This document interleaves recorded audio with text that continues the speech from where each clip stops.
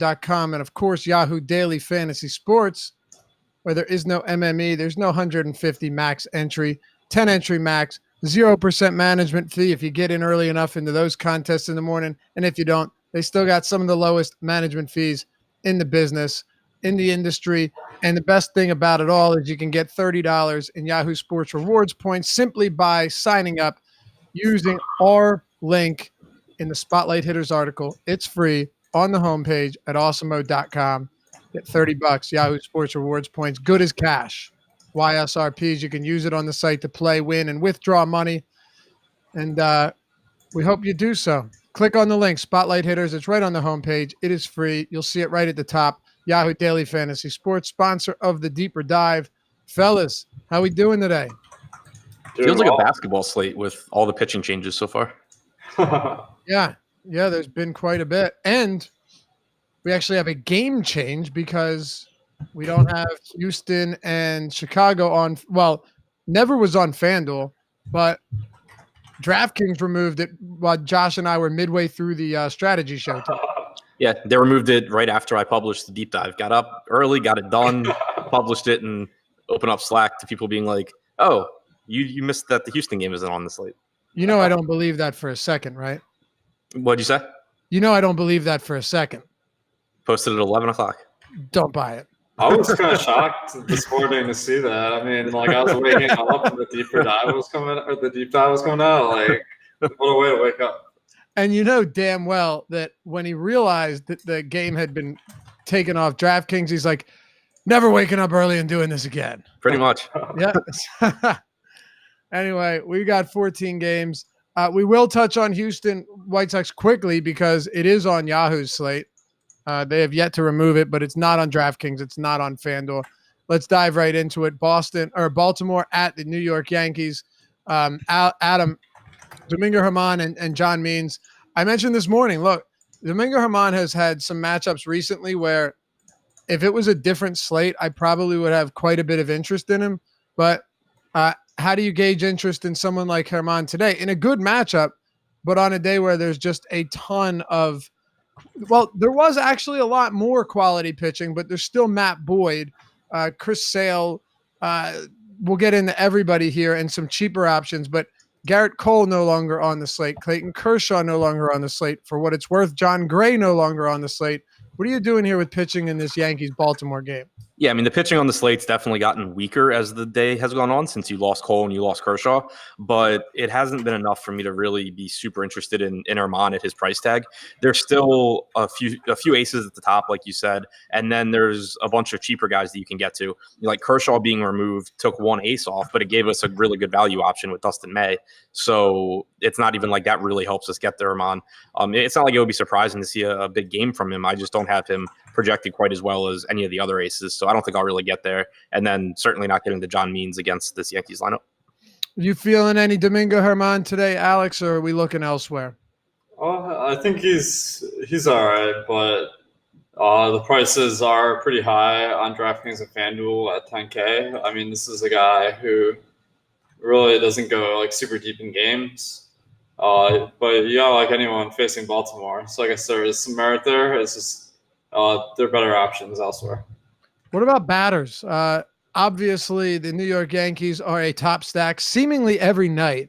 I mean, it really feels that way, that every night they're on the slate, we're talking about them being a top stack, a top 3 stack, and I'm not sure today is any different.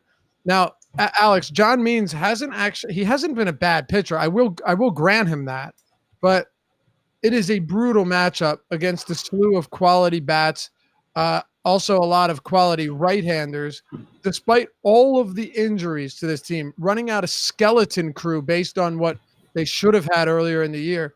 This is still a very potent Yankees lineup that when Urshela isn't hitting 2 home runs, it's Gleyber Torres or, hell, DJ LeMahieu, and Aaron Judge hasn't even woken up yet. Yeah, I think so. Line up with a lot of pop, and they seem to be on their own on a daily basis compared to their chance of being the top team of the night. So once again, I think they're definitely in play. I especially like them on FanDuel, where they have the lowest ownership of all the 3 sites. What about you, Adam? And who particularly, if you're looking at one-offs, two-offs here outside of a stack? Yeah, I think on DraftKings, they probably come in pretty highly owned because I think 3 of the top values on the entire slate are in this lineup with Aaron Judge at 4,400, Sanchez 4,300, and then Torres at 4,400. So I think that probably drives their ownership up a bit to where if you're playing contrarian Yankee stacks, you're making some kind of off-the-board plays that you don't really love. I think the John Gray scratch will actually affect my Yankees ownership a bit as well because it makes me like the Diamondbacks a lot more. So in cash, I think that I'll be really heavy on the Yankees, but I don't know that I'll get to a ton in tournaments outside of one-offs as pieces of otherwise contrarian teams. Okay. Anything else from this one? I guess we've covered it. Philadelphia, Chicago Cubs. This one to me is particularly interesting, Adam, because the humidity in Philadelphia will play a role for sure. I mean, it's only going to be the high 70s, but like by 8 o'clock is going to be 97% humidity in an already very hitter-friendly park. 2 lefties on the mound, one of whom and Jason Vargas. Look, I mean, you know how I feel about Vargas. And then Quintana on the other side really isn't a bad pitcher, but as much disdain as I have for the Phillies right now, they're not overpriced to a high extent, and they've got a lot of righties that can at least hit for power. Thoughts on bats in this game if you're not interested in pitching? Yeah, I'm not interested in pitching, but I do think that there are some pretty good value bats here. I think that from the Cubs side, Nick Castellanos and Chris Bryant in particular both really stand out. Right-handed power against Vargas in a park that plays up power. Baez is a strong play as well.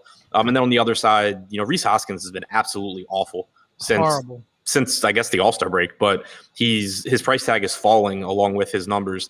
And Quintana's, a pretty average lefty in good hitting conditions. So I still like Hoskins. I think Real Muto is a really good catcher option. Probably comes in a bit lower owned than Gary Sanchez at a similar price point. So that makes me interested in him in tournaments. Segura's cheap batting cleanup. I think that there are some pretty good plays on both sides here. Yeah, so do I. Quite a bit of interest. And again, I think the weather plays pretty heavily into this game as long as contact is made. And I have a feeling it will be on both sides. Alex, what are your thoughts on this one? Yeah, I think you gotta like the chances of some good offensive performances here with the over/under of 10.5. As far as DFS, they might not really be as appealing since we have some really standout options on the slate, like the Diamondbacks and the Yankees. But I think this is a spot where you can make a pretty nice lineup. But it's probably not my favorite because the ownership looks to be relatively high. On a slate with a lot of good options. Okay. What else? Anything else here? Any specifics you like, Adam or Alex? Sorry. I think that Castellanos and Bryant stand out on DraftKings and FanDuel as pretty great options at the top of the lineup. And Rhys Hoskins, I know you guys are saying that he's cold as ice, but that's just the kind of guy that I like to pick in my fantasy lineups because you always get him at a dirt cheap price. Yeah, and it's not like he doesn't have power. I mean, he has hit 24 home runs this year. He's still very capable of exploding. So I really like Hoskins here. I don't know. I like both teams in terms of stacks. Ownership, by the way, Adam, just to throw this out there at you. Excuse me. Cubs at 6% on DraftKings. That's the 6th highest. And Phillies are down at 10th highest, only 3.8%. Now, top stack percentage is both of them are pretty close to in line with their ownership. Cubs are higher, but does that play into it for you at all, knowing that their ownership isn't ridiculously high? Yeah, I just think that there are so many good offensive spots on the slate that they can't really be that popular. Right. Like I mentioned with the Yankees that I think you have 3 guys in that lineup that carry a ton of ownership. On the Cubs, I could see like maybe Castellanos or Bryant, getting double digits or something like that. But, as far as the team goes, I'd be surprised if more than 1 or 2 guys do. Yeah, agreed. Let's look at Washington and Cincinnati, Alex. Alex Wood, Joe Ross. Here's an exciting matchup. Alex Wood is really weird about him. I know he has not pitched much this season, but ground balls, batted ball numbers, usually you get a good idea pretty quickly without needing a huge sample. we really don't have much, but righties this season, 45 righties he's faced, 27% ground balls, very uncharacteristic, a ton of hard contact and power. Do you think this continues for Alex Wood, or are we going to start seeing him settle down a little bit against opposite-handed bats? I mean, I think that it's kind of shocking because Shocking. He's been a good pitcher in previous seasons, but it's probably not the night I'm going to pick him versus above average offense in the Nationals, and the prices are pretty high. I'm actually more interested in the opposing pitcher, Joe Ross, at least on DraftKings, where he's 5,500, because I mean he's a guy that he gets decent strikeouts at 19%. The matchup has some easy strikeouts, especially Alex Wood at the 9-hole, who strikes out almost half the time. So I think, I could see Ross having a good game, but he's probably not quite cheap enough to be like a preferred option for me. Okay. Yeah, that the fact that you have any interest in Joe Ross will be music to Josh Engelman's ears. He certainly had some interest today. What about you, Adam? Yeah, I mean, he's cheap enough where I guess it's not crazy if he gets into some lineups, but I don't like the matchup.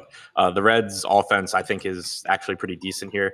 He's not a very good pitcher. The only thing really working in his favor outside of the price tag is that there are only 3 lefties in the lineup. He obviously is facing a pitcher, so that's pretty appealing. But outside of just the salary play on DraftKings, I don't have interest. I do have interest in some of the cheap Reds bats, but especially in the Nats here. I think that the Nats actually love the Nats tonight. Yeah. They ran out, I think, one of their better lineups of the season as far as stackability and the guys that you want towards the top of the lineup actually being there. The only thing I wish they had done, I wish Suzuki was catching and that he was hitting where Parra is.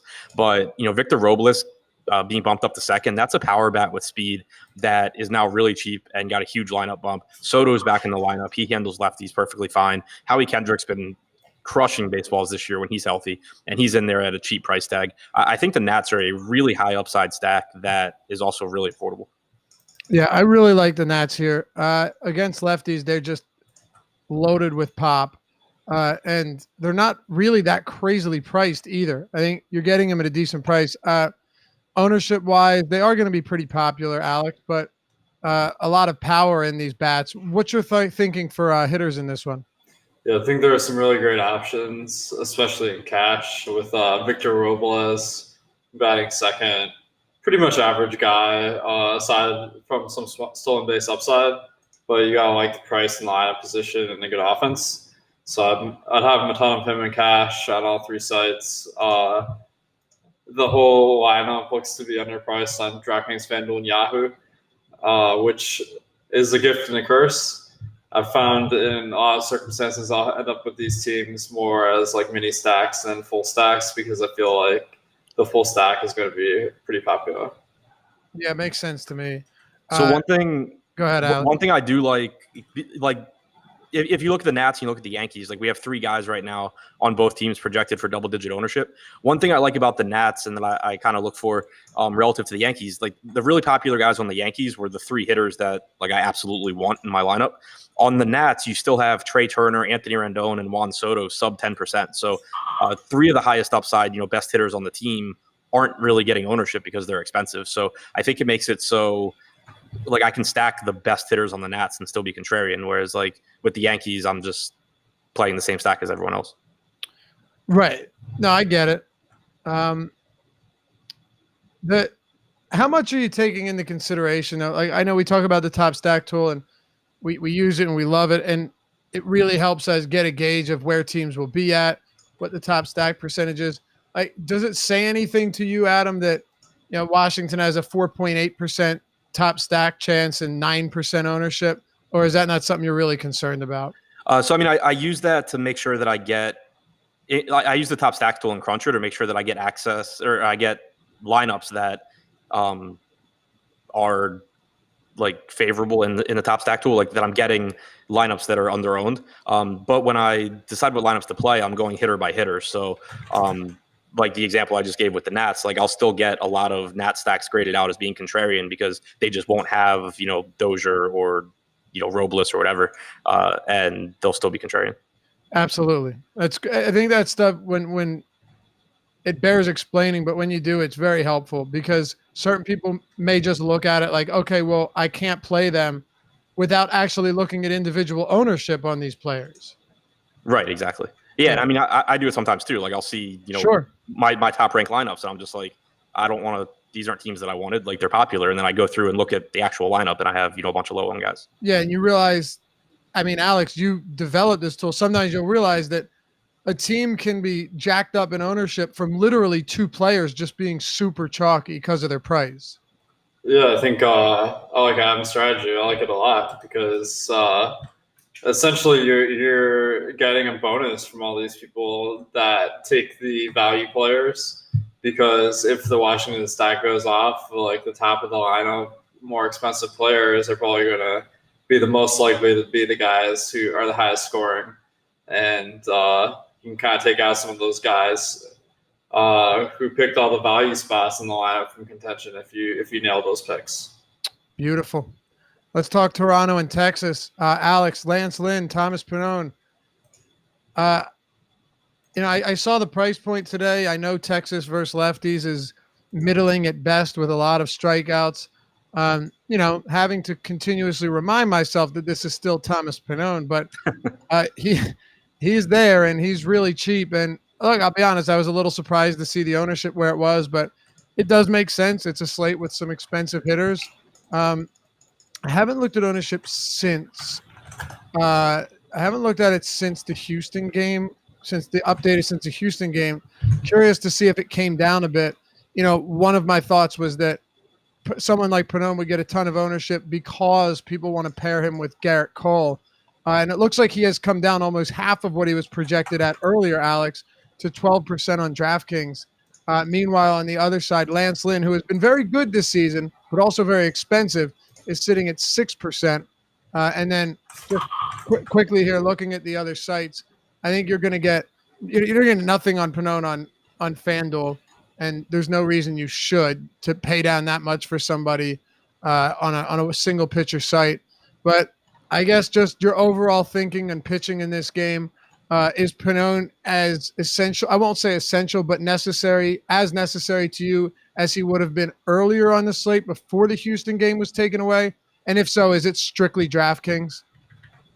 I think that he's not necessary on today's slate, but I'll probably have him in some lineups where I really want to spend up on bets.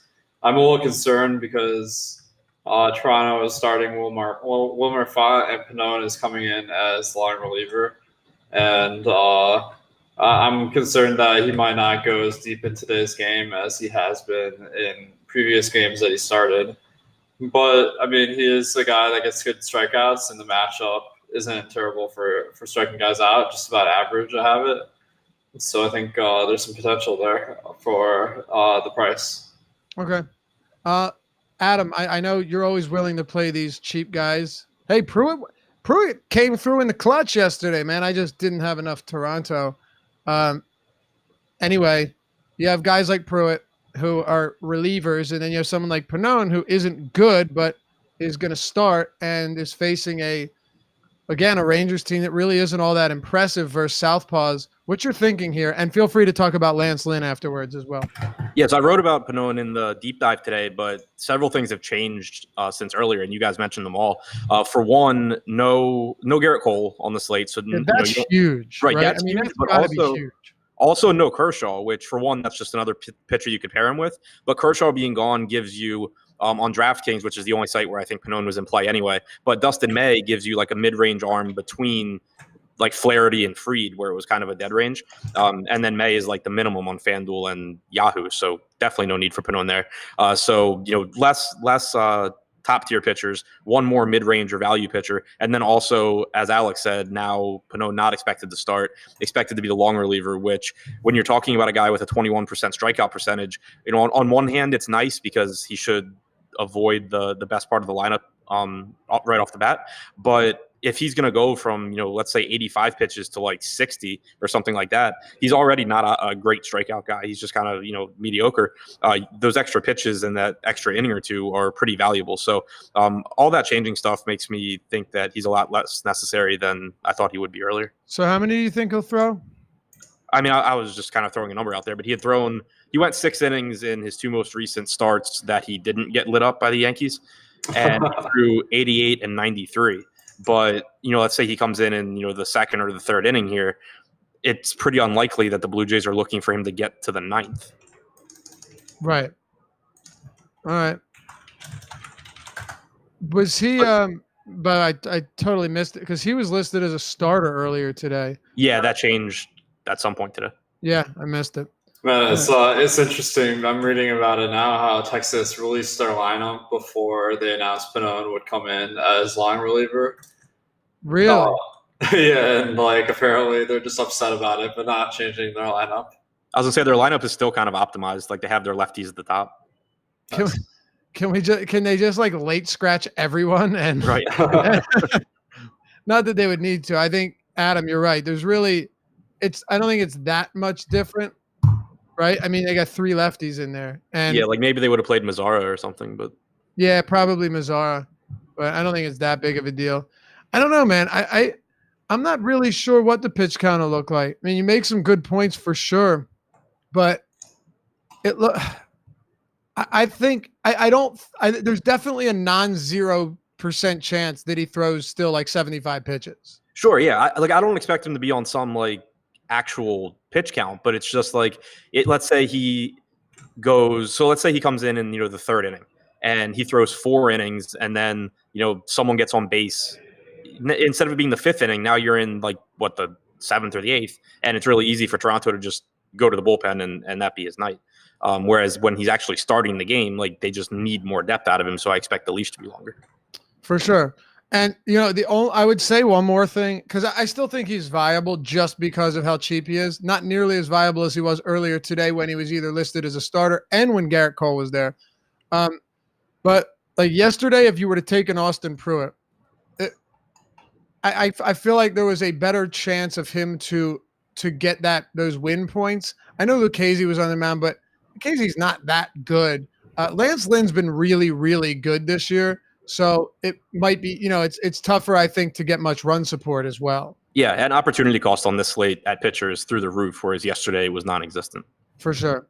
Alex, what do you think of bats here? Anything interest you? I think maybe as a contrarian play, Texas is in play.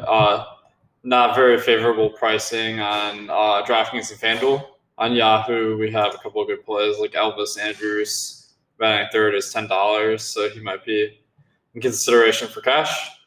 On the other side, I'm not really looking to stack the team up, but I could think that Justin Smoke could be a decent one-off just because of the price tag and the power.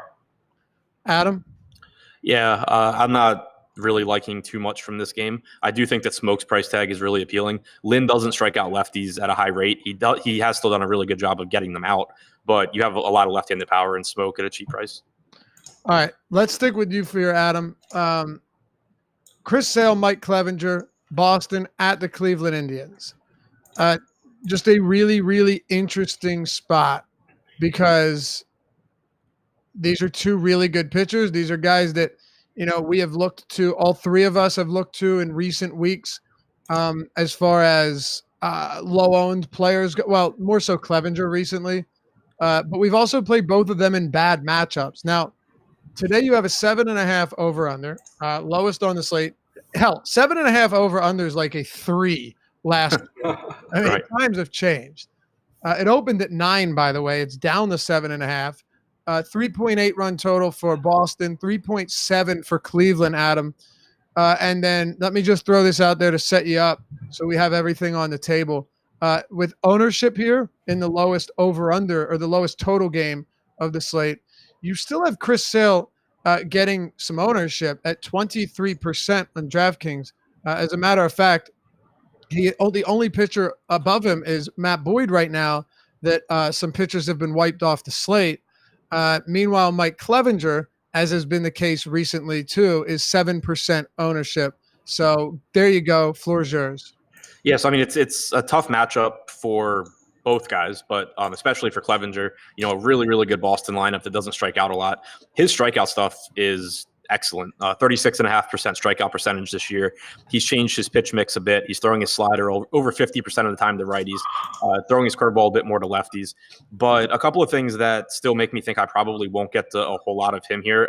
For one, only 3 righties in the lineup for Boston, and he's good against lefties. Strikes out about 1/3 of lefties that he faces, but he's struck out 42% of righties. And so you do prefer, obviously, as you would with most pitchers, that he has the platoon advantage, and that won't be the case here.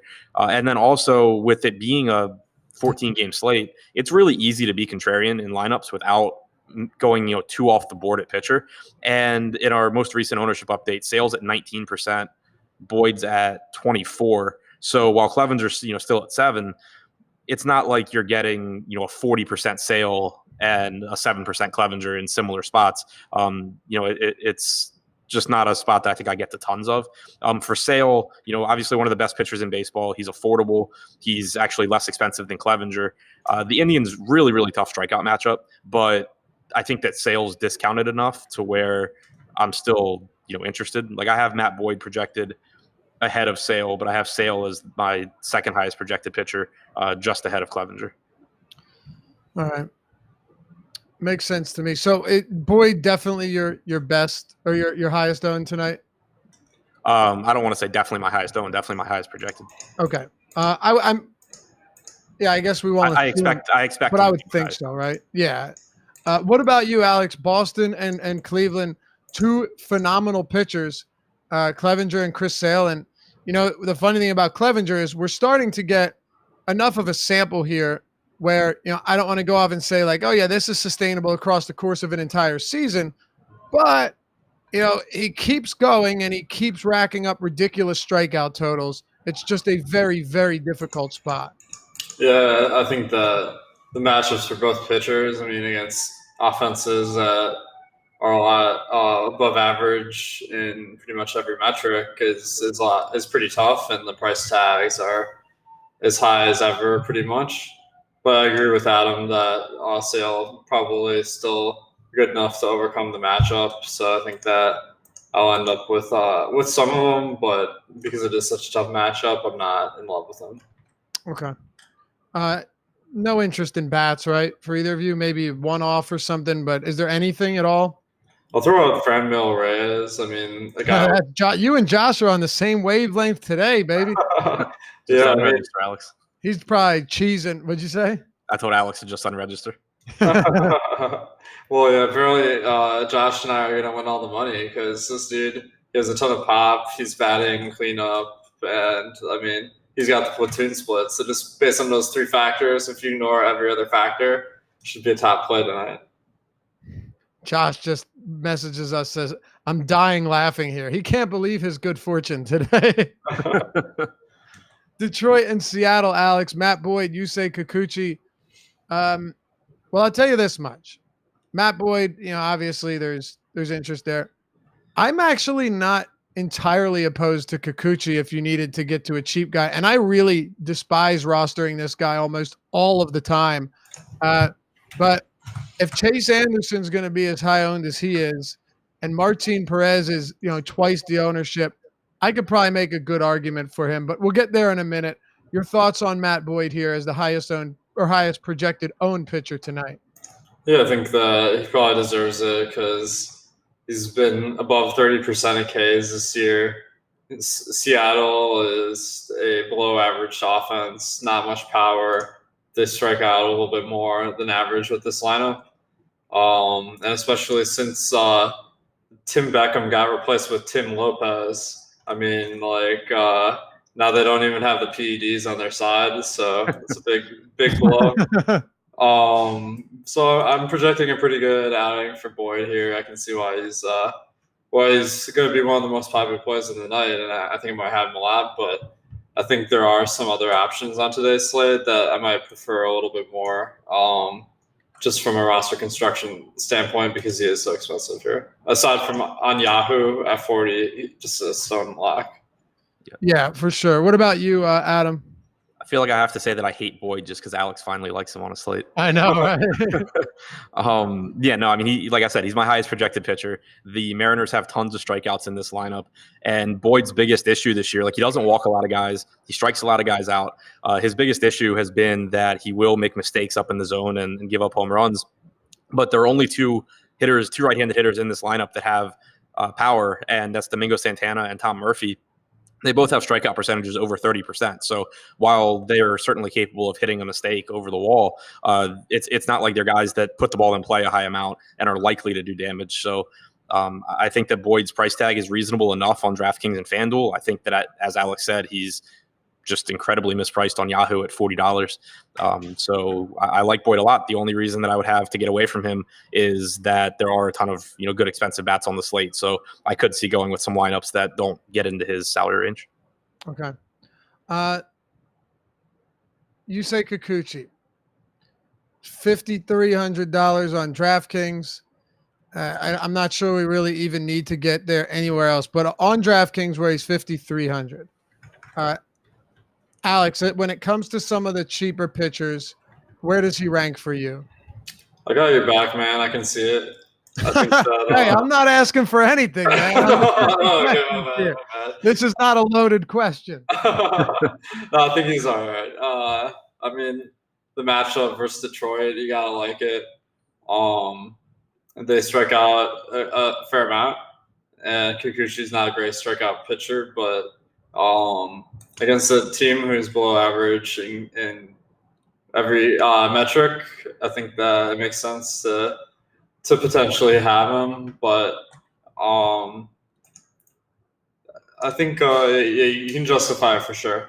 Not a top option though. No, and Adam, all I was really getting at, I really dislike Kikuchi, and that even last week at 30%, more so last week than anything, I was not really about it, and he ended up having probably the most strikeouts of his career, and of course the season. I guess today the only reason it's different for me is because he's 6% projected on, and because some of the top pitchers are off the board, it definitely decreases my enthusiasm for him. But the Tigers had the second highest K rate versus lefties. They're dead last in WOBA, ISO, and WRC plus since they lost Nick Castellanos. So it is a really bad baseball team. I guess that's what I'm saying here. Yeah, it is. And I think that basically the exact same thing I said about Joe Ross and his salary and everything applies to Kikuchi. It's a better matchup for Kikuchi than it is for Ross. Not sure he's a better pitcher than Ross. It's probably a toss-up. It's fine if you get there. He projects. I haven't projected for like 10.5 DraftKings points, which at 5,300 is fine. Certainly not something I'm going to be really excited about getting to. And with the loss of Cole and Kershaw, it's probably not something I need to get to very often, but it's fine. What are your thoughts on hitters against him? Because he does give up like legitimate power to righties, and he's given up 29 home runs this season, by the way, which is an insane number. And speak to any bats against Boyd if you have, like if there's something in here. Maybe I know Domingo Santana, maybe nothing, but he's had some homer issues as well. So what are your thoughts on bats from both sides? Yeah, so from the Mariners, it's pretty much Santana and then Tom Murphy is a cheap catching option. Both those guys have power, and when Boyd struggles, that's normally what he struggles with. So I think either one of those guys is a pretty decent, tournament one-off. From the Tigers, I mean, they're a really cheap stack against a bad pitcher. If you're looking to go like Sale plus Boyd or something like that, Nico Goodrum has some pop. The Lugo's really cheap. Miguel Cabrera used to be good. Like Rodriguez is cheap. Is cheap. Yeah, I mean, it is what it is. They're a terrible team. They're really cheap. They're probably, they have a 5.1 implied run total, so they probably are like the cheapest team with a reasonable run total that you could stack if you were trying to get two aces. All right, Alex, hitters in this one? I think Detroit is going to really show up in crunches tonight when you pair like Sale and Boyd together. Because they are so cheap. And one guy that is especially high owned is Ronnie Rodriguez at 2K on FanDuel, at 27% projected ownership at second base. This I don't think we have this call yet, but it's like if there was a version of our home run picks, is picking a guy who goes 0 for 4. This would probably be my guy. All right. His on base percentage so far this year over 180 plate appearances is 24.4%. So if you have 4 plate appearances, I mean, it's like even money whether he even gets on base. How many strikeouts in these 4 plate appearances? He actually, like, I mean, this particular guy strikes out like about average, but as a lineup, they strike out a decent amount. All right. Anything else here, boys? No. Alex, Miami, LA Dodgers, Yamamoto and Dustin May. This was really interesting when we got the news during the strategy show today because, Clayton Kershaw wasn't really on my radar. Dustin May, not a supreme strikeout pitcher, but definitely has some decent stuff. And he's a righty facing a very bad Miami team at Marlins Park with a great park shift. $7,500 on DraftKings. On FanDuel, you're looking at what is he at on FanDuel? 5,800. 58, thank you. And then I believe he's minimum salary on Yahoo. He is. Yeah. So thoughts on him across these 3 sites, Alex? Yeah, I think a guy who probably is about average pitcher in the majors if you project it from his minor league performance.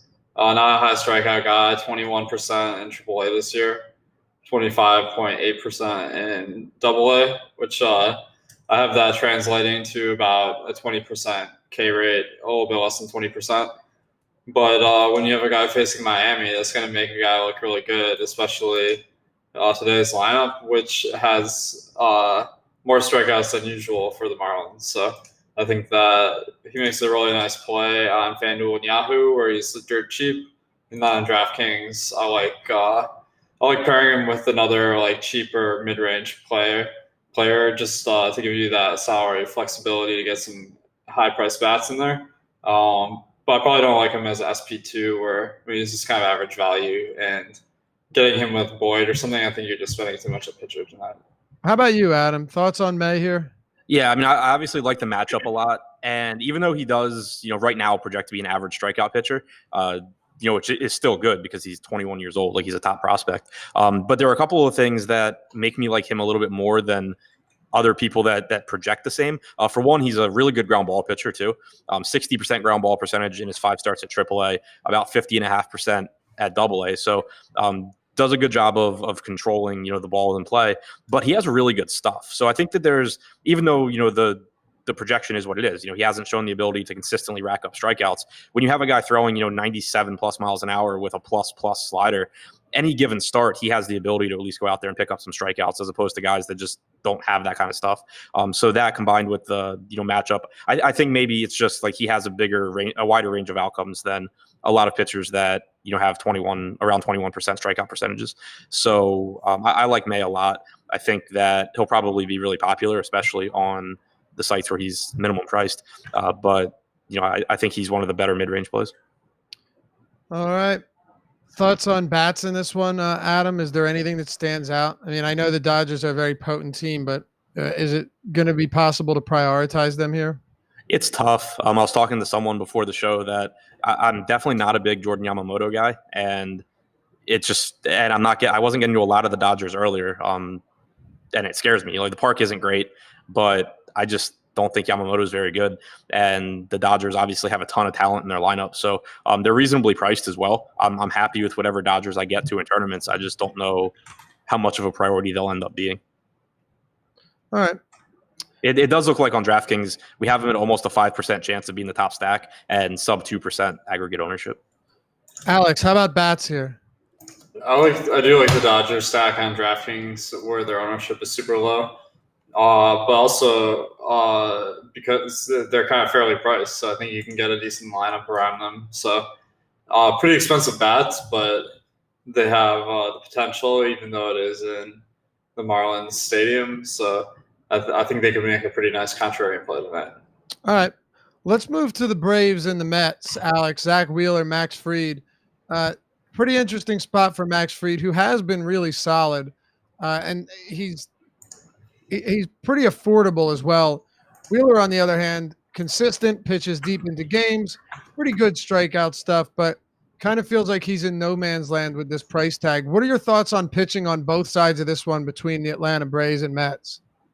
I think it's not a great game for pitching, aside from maybe Fried on DraftKings, where he's the cheapest. Wheeler, I mean, a great above average pitcher, I guess I'd say, and the prices are pretty high on DraftKings and FanDuel. But Atlanta is as tough a matchup as always. I have them striking out about 15% less than the average team. And you only have to spend like $1K more to get Chris Sale or someone, or even less on FanDuel. So I just don't really see it tonight. For Fried, he's priced at 8,400 on FanDuel. So the same kind of applies, but on DraftKings where he's 6,700. I think that his 24% strikeouts on the year combined with the average matchup could equal some pretty good bang for your buck. Adam? Yeah, I think he's a really strong option on DraftKings at only 6,700. Doesn't seem like a spot I need to get to on Yahoo or FanDuel, but he has a 24% strikeout percentage, like Alex said. He also has the lowest barrels per batted ball percentage of any qualified starter this season. So, he's got a good strikeout percentage, not great, but he does a really good job of getting, less than great contact on balls in play. And that can go a pretty long way when you're talking about, a decent strikeout rate against a Mets lineup that doesn't have a ton of strikeouts in it. So I think at 6,700, he's a good value. But once he starts to get up in salary on the other sites, I become less interested. Do you think any interest will go to a guy like Zach Wheeler? No, I just don't really see the reason. Like Alex said, the Braves are a tough matchup. Wheeler's good, but he's more expensive than Jack Flaherty, who I really, really like. And he's close enough in salary to guys like Sale and Boyd that I don't think I'll really get there. Yeah, I really don't see it either. It's just tough to get there. I mean, I don't really like Atlanta bats all that much either. Hitting from this game is pretty underwhelming. Does anyone stand out to you? Nope. Alex, any bats from either side? I think Acuna, just a guy who could do it in a lot of ways, is always appealing. So on DraftKings, I could see having him as a one-off. I guess I could see the Atlanta stack on DraftKings is pretty fairly priced. So I could see having some Atlanta stacks, but I'm definitely not crazy about it. All right. Adam, Milwaukee, Minnesota, Chase Anderson, Martin Perez. These guys are both getting double-digit ownership on DraftKings, which – I don't know, a little surprising to me. Anderson actually up at 15% here at 5,800. Martin Perez at 12% at 56. Good hitters park at Miller Park. Anderson and Perez. Neither of these guys really do much for me today. I'd rather just get up to Max Fried, but I don't know. Maybe that's just me. What are you doing? I like Anderson on DraftKings specifically. I do have Fried ahead of him. I would rather get to Fried, but at only 5,800, he's facing a Twins team that's missing, their best right-handed hitter and probably their best hitter overall, replacing him with a pitcher in Martin Perez. But also, there's only 3 right-handed bats in this lineup. I think that all 3 right-handed bats are really good plays with Garver, Sano, and Crone. But Anderson's been reverse splits for basically his entire career. This season, he doesn't have great strikeout stuff, about 22% to both sides of the plate. But against lefties, 253 expected WOBA, an expected ISO below 100. So he does a pretty good job of limiting that power. If he were like 7K, then I wouldn't really be interested because the Twins still have, really good hitters. They're not a good strikeout matchup. So it's reasonably likely that they're able to just get to Anderson. But, at 5,800, I don't think the risk is all that high. For Perez, though, similar price point to Anderson. It's tough for me to get there. Milwaukee has a 5.6 implied run total. Christian Yelich is back in the lineup. While that's lefty-lefty, it's still a really good hitter. Kane, Hura, Braun, Grandal, all in the lineup. They're running a good lineup out there. Perez doesn't get strikeouts either, and he's just not as good at limiting production as Chase Anderson is. Alex, do you find yourself interested in either of these guys? And if so, is it strictly on DraftKings? Yeah, I think it's more of a DraftKings play. Yahoo has some guys that are just mispriced that are pretty obvious. FanDuel, these guys, there's some cheaper options that are better, but on DraftKings, Perez kind of falls in the same category as Kikuchi and Pannone for me, where it's kind of like reasonable option, but There's a lot better options on the slate that might draw me to them. One of those being Chase Anderson. It is a little bit of a batter's park, which is a bad factor, but the strikeout matchup is decent, and Chase Anderson has 22% strikeouts. There's a reason why Martin Perez has been an AL pitcher. He's had like 20 something plate appearances and struck out in like 70% of them in his career. So that's like a nice bump for Chase Anderson. Maybe he can pick up an extra strikeout on the 9 spot. And the price is right. So I think there's a lot of reasons to go to Chase Anderson and DraftKings. All right. Do you have hitting interest here, being that it is a good park and neither of these guys are particularly elite right hand or elite arms? Either side appeal to you at all? Yeah, I think Milwaukee is looking really nice for me. Great. I think. Well, you want to take it from me then here? What's up? You said that's your pick. So no, I mean I just agree. I think it's a Milwaukee team that you're probably going to get at. Well, let's see what the ownership is. I hadn't looked since the update. Ownership on Milwaukee is super low, like 1%. So I don't know. That stands out to me. And these guys, some of them are a little bit more expensive than I would have liked, but I still think it's a high upside spot. And while Martin Perez has made some positive improvements this year, he still struggles with power to righties, and it's a really bad park for him. So that's where I'm at. What about you? Yeah, same. I like it. I think one potential advantage you can get to is going for Yelich, who's priced high, but I mean, he, definitely like one of the greatest players in MLB right now. So I think when you're taking a Milwaukee stack, paying up for him makes a lot of sense. Sounds good. Adam, bats from Milwaukee or Minnesota? Yeah, I agree with everything you guys said about Milwaukee. I think Minnesota, the righties, as I mentioned, are interesting. They are more favorably priced on Yahoo and FanDuel. DraftKings, they're priced up, but they're still appealing there because Chase Anderson's going to have the highest ownership on DraftKings out of those sites. So, leveraging with, a Mitch Garver at catcher or, overpriced Sano or CJ Cron are all fine. Sano's price stood out on FanDuel. He's 3,100. Cron's 3,200. Garver's 3,300. So right-handed power from the Twins is interesting. All right. Let's move on here. Kansas City and St. Louis. We've got ourselves 5 more games to go.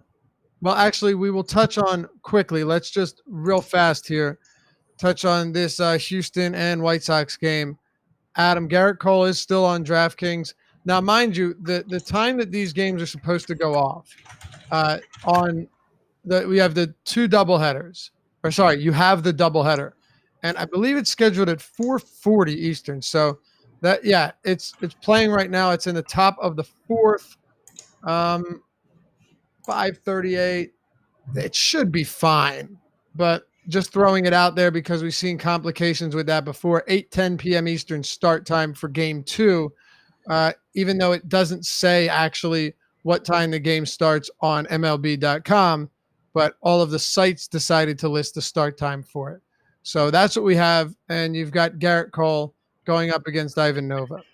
Yeah, so I mean, the only site that has it is Yahoo, and it's really tough to get to there. The Astros hitters, while they're in a good spot against Nova, the entire 1 through 6 is at least $21, and so they're a really expensive stack on a slate where we're not going to know the lineup most likely, or definitely not going to know the lineup, and there's a ton of other spots to go to. So, they'll be completely unowned, but still really tough to get there. And then Garrett Cole, he's $63, which by itself is fine. Like, he's great. He's got a really good matchup. But when you consider that Matt Boyd is $23 less expensive, that's, not ideal. When you consider that Dustin May is almost $40 less expensive, and that's without even getting to, Clevenger or Sale. So, it's just still not a game that I think is really appealing on the site that offers it.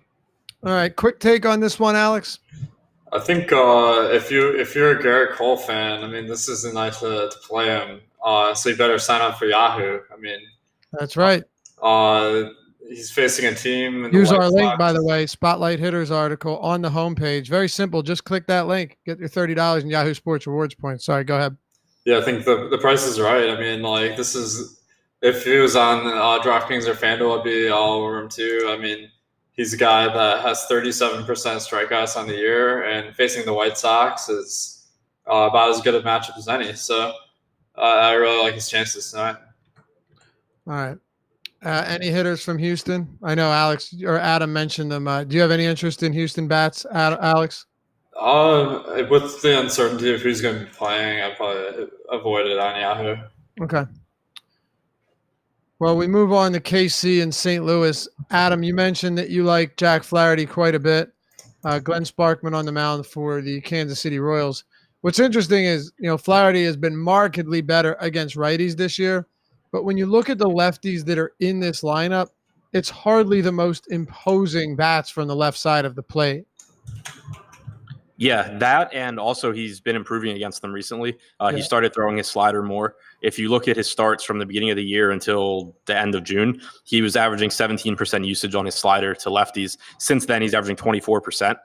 His WOBA allowed to lefties from the start of the year through June was 356 with a 20.5% strikeout percentage. Since he started throwing the slider more, over 7 starts, a 249 WOBA, 25.8% strikeout percentage.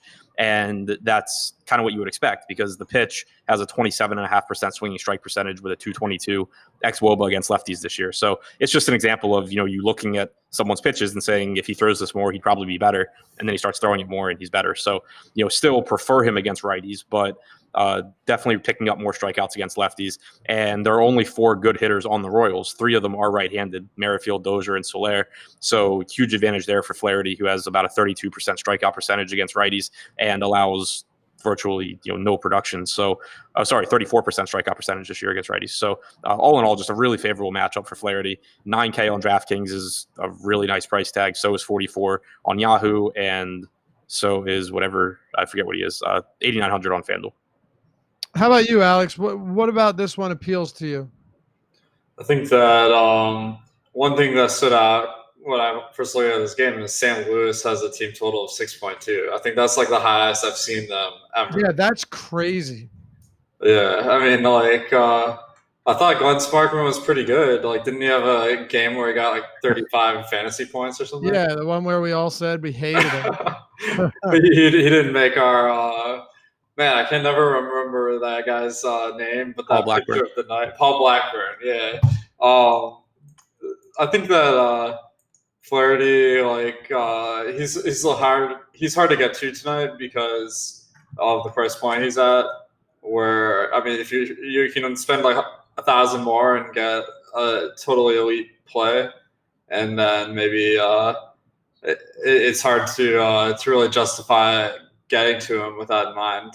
But a good pitcher. I mean, the matchup for strikeouts isn't that good with the lineup that the Royals are throwing out tonight, so I'm not that high on him tonight. But the Cardinals bats are pretty interesting. They're super cheap, so I think in cash I'd probably end up with a few of them.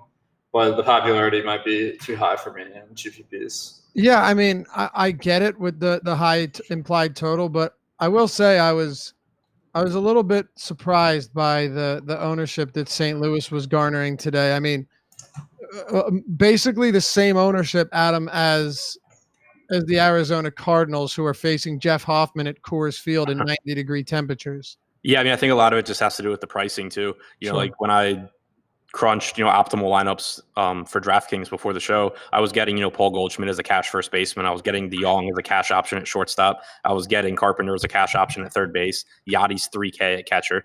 I think Sanchez is the guy, but, Molina, if you need to save money, is right there. So just really, Fowler leading off. It's just really appealing pricing. I think that it is a good spot against a pitcher that is not good at all, and that a bullpen that's not very good. It's warm in Kansas City too, so the ball carries a bit better. Pretty good chance, I think, that maybe they come in a little bit over owned just because they're such good value options. But I do like them. All right, we moved to Coors Field, Colorado and Arizona. Adam, Zach Gallen, Jeff Hoffman. And it was originally supposed to be John Gray. It's now Hoffman. Zach Gallen, we can get into this, but he has been remarkably good against lefties. Ridiculous numbers against lefties. His changeup, curveball, four-seamer, all of them. Granted, it's not like he's faced a ton of them, Only 84 batters faced, but he's been incredible against them. Do you see him?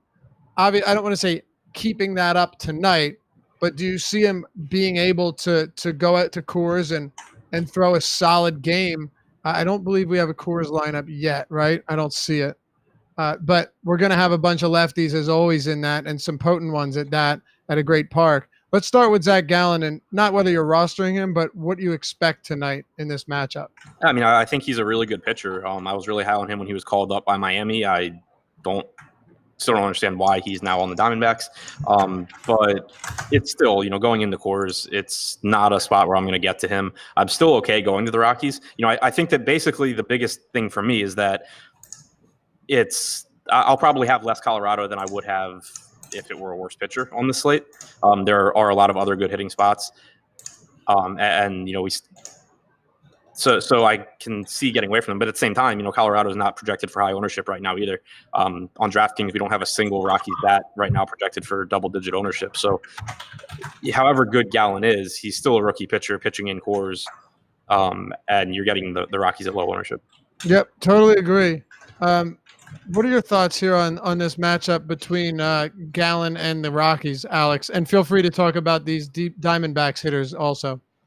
Yeah, I like the ownership going to the Rockies being kind of low because I imagine if Gallen gets knocked out of the game, which is obviously possible in Coors, then you might be getting better value than you would otherwise. For the the Diamondbacks, sorry, I've already switched to NFL here. I do that all the time. You just talked about the St. Louis Cardinals, so you get a pass. Thanks, man. One thing I have to point out is this dude Josh Rojas batting 6 is $2K and $7 on FanDuel and Yahoo, and he's not supposed to be a bad player. He's about average, a little bit below average player. Steals bases, has some decent power. So I think, man, he's a guy that I would definitely consider making like a 4-3 stack for on FanDuel instead of a 4-4, just to fit him in at 2K, or on Yahoo, pretty much a lock at $7. On DraftKings, this guy isn't in the player pool, and I think that's really significant for stacking, because I know Jake was talking about this on the show yesterday, same situation, and I really agree, is that when you go from 8 batters to 7 batters, that limits the total combinations of players significantly. I actually just did the math, and with 8 batters, there's 56 different ways to stack up 5 batters from the team. But when you go to 7, there's only 21. So you're eliminating almost 60% of the potential stacks. And that just means that everyone's going to have the same stacks of the team. And I really don't like that. No, it's a good point. Adam, what are you doing? Yeah, no, I agree with everything he just said. He's a clear top value option on FanDuel and on Yahoo, but him not being there on DraftKings when it's a team that we know is going to get ownership. Like, it would be one thing if it was a team nobody was on. It's less than ideal that you're losing the 6-hitter, but you can live with it. But when it's a team where you're getting ownership because Peralta is a top outfield option, because Jake Lamb's a top third base option, it makes it a lot less appealing. You're losing a guy that is in a productive spot in the order, and it's really decreasing the amount of combinations that you can stack and still be different. All right. So overall, Adam, just getting the general gist of where you stand on this game, because it is Coors Field. And of course, we always get a lot of questions when it's Coors Field day. Arizona projected for very high ownership. Colorado down there around 5%. 8% top stack too. What do you like most here overall? I think there's a couple of good cash plays from Arizona. I think, and I haven't figured it out yet, but my guess, just based on how my stuff normally ends up, is that while Arizona is obviously the higher probability play, I think I'm probably more likely to have more Colorado stacks than Arizona stacks. Okay, same question to you, Alex. I think that, I agree that the Rockies stack is a little bit more appealing, but the Diamondbacks are priced like they're playing against John Gray and they're going up against Jeff Hoffman. So, I mean, I have to like that a lot, and the value is pretty insane. So I might have a lot of them, even though they are pretty chalky. All right. Hey, by the way, you can get 50% off Awesemo Plus subscription by using the sign-up code Deeper Dive, all one word, Deeper Dive. It'll get you the ownership projections, the top stack tool that we reference on the show every day, player projections. We have the Fantasy Cruncher add-on, all of the premium articles for all of our sports, baseball, basketball coming up soon enough. Of course, football, a boatload of NFL content coming down the pike this year. We're doing a whole lot for the football season. Also, a lot of free content as well if you're not ready to sign up yet and make that commitment. But if you are, head over to awesemo.com, check out what we have to offer, and use the sign-up code Deeper Dive when you do, all one word, upon checkout. It'll get you 50% off your first month of Awesemo Plus subscription. Let's go to San Francisco and Oakland. Alex, Madison Bumgarner, Brett Anderson. Is there anything from this game that you like? Yeah, I can see getting the Bumgarner because he's been pretty good this year, and the matchup is not bad for strikeouts, and it's in a good park. So I think it adds up to a pretty decent projection for a guy. But given the fact that there's so many viable pitchers tonight, I don't see him really standing out from the crowd. Adam? Yeah, it's pretty much where I'm at. I have him projected reasonably well, but it's not a great strikeout matchup. I have him projected for like 2 DraftKings points less than Jack Flaherty, who's $400 more. I have him projected for like less than 1 point more than Dustin May, who's 1,100 less. So I just really doubt that I get to a lot of Bumgarner. Okay. Anything else from this game? I think Matt Chapman is a one-off. I mean, platoon split and a guy with a ton of power. The price tag is really good on DraftKings and Yahoo. So that might be one guy I'd consider. What about you, Adam? Just anything else stand out to you? Yeah, I mean, I agree that like Chapman's a good value, but I would still like among the value third baseman, I would still have him behind like Lamb and Carpenter at the very least. So there's nothing here that I really find appealing. All right. Well, we got 2 more to go, fellas. Making good time as always, because we know what we're doing here on the Deeper Dive. LA Angels, Pittsburgh Pirates, Trevor Williams, Griffin Canning. I guess, Adam, I'll ask you first what your thoughts are on Canning. And second, do you have any interest in this Angels team? They're a little bit higher projected owned than I was hoping, because I do like them against someone in Trevor Williams who has been very homer prone this season. And they just have, while they haven't been as good lately, they still have a lot of good hitters. Go ahead and give me your general take on this game. Not a game I'm overly interested in at all. The Angels, obviously they have 3 good outfield options or 4 good outfield options, but that makes it really hard to stack them because there's only like 4 hitters on the team that you actually like, and they all play the same position. So that makes it tough. I think it's more likely that I get to like one-offs and mini stacks with combinations of the outfielders. For Griffin Canning, it's his first start back from the injured list. It's a brutal matchup as far as strikeouts go against the Pirates. It's really unlikely that you're getting, 90 plus pitches out of him, and you really don't need to be taking crazy pitcher stands on the slate with how many good options we have. So I'm not interested in the pitching. I'm not super interested in the hitting either. I do think Adam Frazier is a decent second base value if you need one. All right. Alex, do you have any interest on anyone from this game? I think the Angels batters are really good values, but the ownership might be a little bit high, like you were saying. Okay. Well, let's close it out then, boys. San Diego, Tampa Bay. Alex, Brandon Mckay here. Pretty interesting option, I think you could say, going up against San Diego. And then Eric Lauer against Tampa. Let's start with Brandon Mckay, and assuming it finishes there too, unless we want to talk about hitters. What are your thoughts on Mckay against the Padres? He's definitely flashed some strikeout upside, but in the same breath, he hasn't exactly been free of warts either. What are you doing here? I think he's really only a DraftKings play, maybe. Or I think that I really like that 1% ownership we have him for. Like, I don't really understand that at all, because this is a guy who he struck out 26% on the year. The strikeout matchup is plus.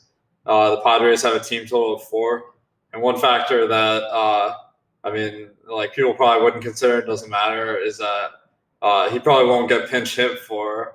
I know with the Rays, they when they're playing interleague, they'll pinch hit their pitchers way early in the games, so that can be frustrating. But Mckay is also a good hitter, so that probably won't happen.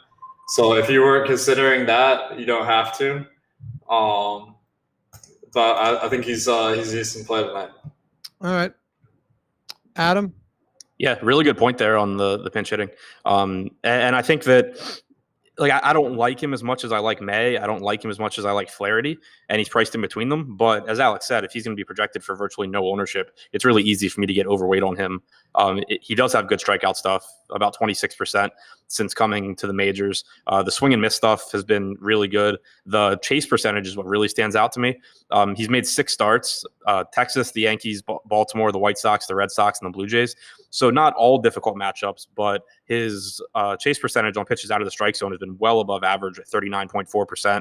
And that includes the starts against the Yankees and the Red Sox. He was really good in those. So the stuff is definitely playing at the major league level. There are strikeouts in the Padres lineup. They are more difficult. They're tougher on left-handed pitching because you get a lower strikeout percentage from Renfroe, and he's got a ton of power. Machado is really good. So is Tatis. But I do think at low ownership, he makes some sense in tournaments. I do prefer May and Flaherty if we take that really low ownership out of it, though. Okay, what are your thoughts on hitters here, if anything, that stands out to you? Not a whole lot. There's no Jesus Aguilar in the lineup, which is unfortunate. He was really fairly priced. Yep. There's not much of anything. There's no Tommy Pham. There's no Aguilar. Obviously, Al Garcia, Adames, and Zunino are probably like the 3 people I'm interested in. Do you find anything appealing here, Adam or Alex? I can't really see myself getting here even on the night slate, to be honest, as far as bets. Wow. Okay. Yeah. I mean, I don't have any disagreements there, but even on the night slate gives us a pretty good idea of where you stand. All right. Well, let's do our top stacks before we head out. Don't go anywhere after the show. Stay right here on this exact page on the Awesemo channel. You don't have to go anywhere. Live Before Lock will be immediately following us, Josh Engelman and Chris Randone, taking you up till 7:05 Eastern time. And of course, before you head out, you could do it now, you could do it later, but hit us with a thumbs up and like the video if you enjoy the show and you want to see more. It helps us out quite a bit. And we greatly appreciate all of your support here at awesemo.com. Top stacks, Alex. Oh, man, this is a tough one. I got to go with Arizona and Colorado. Arizona and Colorado. All right. That's what they pay me the big bucks for. Yeah, I was going to say, you are going out on a limb, sir. Adam, what do you got? Since he took Coors, I'll throw in the Nats and the Dodgers. All right. I guess we both talked about a team earlier. We'll throw Milwaukee in there as well. That'll do it. Stick around. Live Before Lock. Josh, Chris, coming up next. We will see you back here tomorrow, Wednesday, right here in the Deeper Dive. Good luck tonight.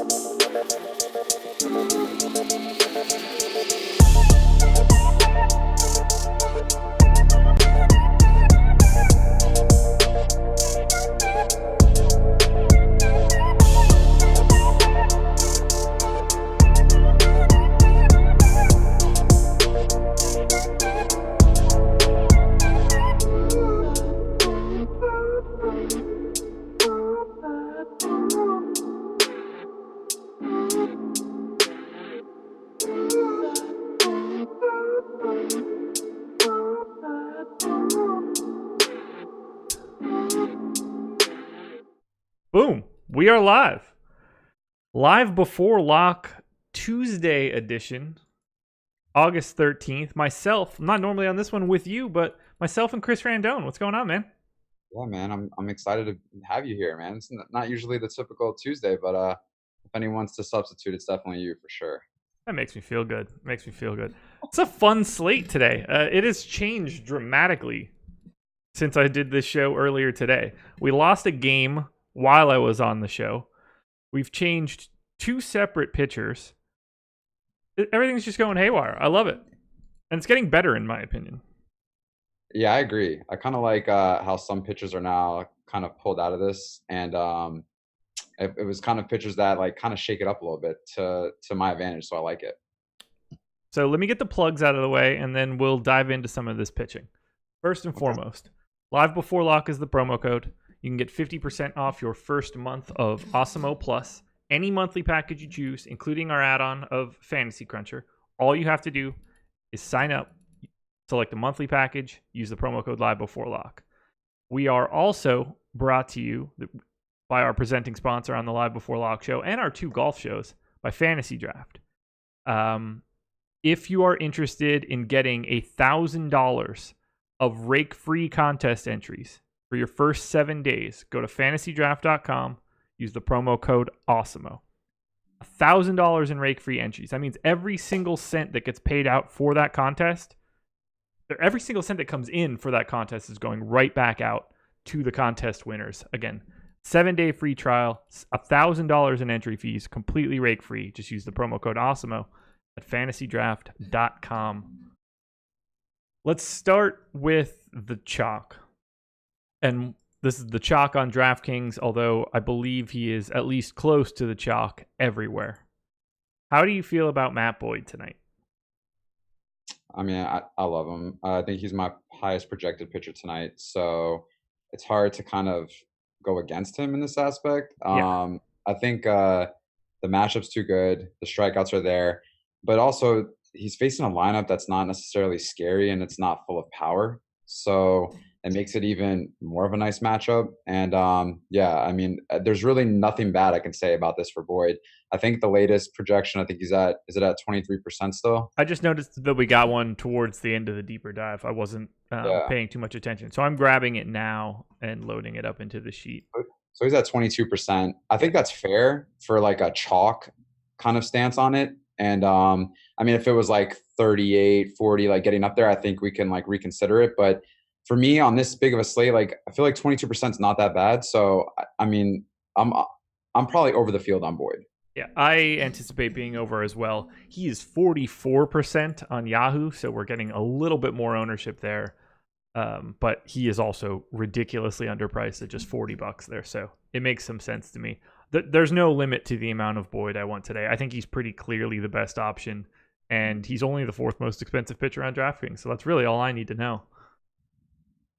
Is there anybody else at the top that stands out to you, though?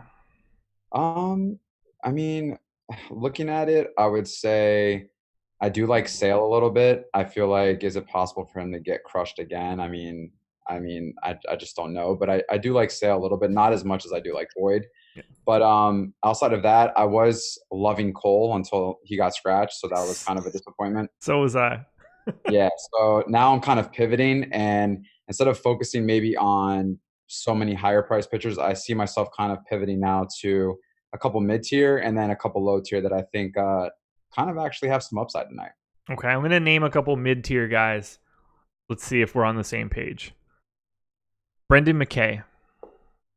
I actually like him a lot tonight. Okay. He's a guy I got a lot in my dummy crunch earlier today.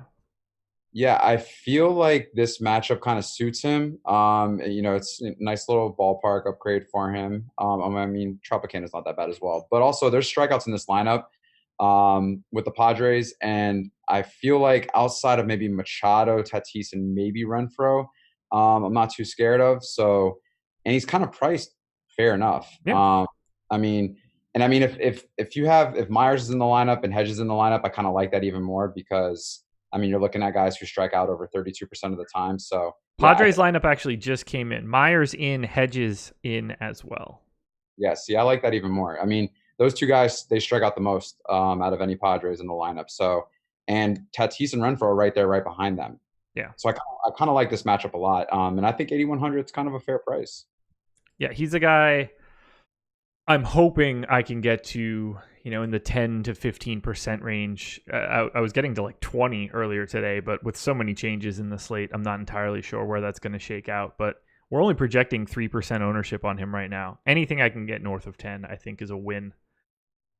I feel like that's kind of crazy considering the fact of the strikeout potential that's in that Padres lineup. And I feel like 3% at a pitcher that's 8,100, something just doesn't seem right there. Like, I feel like I'm missing something. But I mean, San Diego strikes out sixth most in the league at home against lefties. I mean, at almost 25%. So maybe we have the better play here. I hope we do. I hope that Brendan Mckay is the guy that wins me a mini max today. My next guess for the mid tier for you, Dustin May, Ginger Guard. I mean, how could you not? Yeah, with the Kershaw being out now and May coming in. Yeah. I mean, it's the Marlins. Exactly. It's like at this point, it's not even about anything else besides the matchup, and he's under 8K. So you get a pitcher that, I mean, we don't really know his potential yet, but we do know in the minors he strikes out a lot of batters. So, and you're facing a very weak Marlins team, and you have the pitcher spot there too. So yeah, I really do like Dustin May as well. Hard guy for me to get away from at that $7,500 price tag. Not to mention Yahoo, the flat minimum, $25. FanDuel, yeah, $5,800. He's at 19% ownership right now. He is the second cheapest guy on the FanDuel slate now that John Gray is off. Jeff Hoffman comes in $100 cheaper than him. He is now the chalk pitcher on FanDuel after not being on the slate today. It's amazing, right? Absolutely incredible. But how could you not want to take advantage of a 5,800 price point against a really, really bad Marlins lineup, and you're in Miami, which is a very strong pitcher's ballpark. So I don't see any reason why you wouldn't want to roster May, especially if you're looking at bats that are kind of heavy, especially in that Coors game. This might be the route where you can do May and stack up on Coors. It has completely flipped FanDuel on its head because of his ridiculous price tag. Because now you can go balls to the wall for bats. There are no limits to what you want to put in your lineup. By the way, catching for the Rockies tonight, Dom Nunez, just in case anybody's not familiar and you need to match up some sort of name file, as I am doing on the screen right now. Dom Nunez hitting 8th for the Rockies. Don't know who that is in any way, shape, or form. What a stud. What a stud. Are you familiar with Mr. Nunez? I think they just signed him off the stands, to be honest with you, because I've never heard of this guy in my life. Neither did I. I am literally adding him to my sheet. I have to go find out what hand he hits with and stuff. I don't have this guy. Double Don alert. Don Nunez.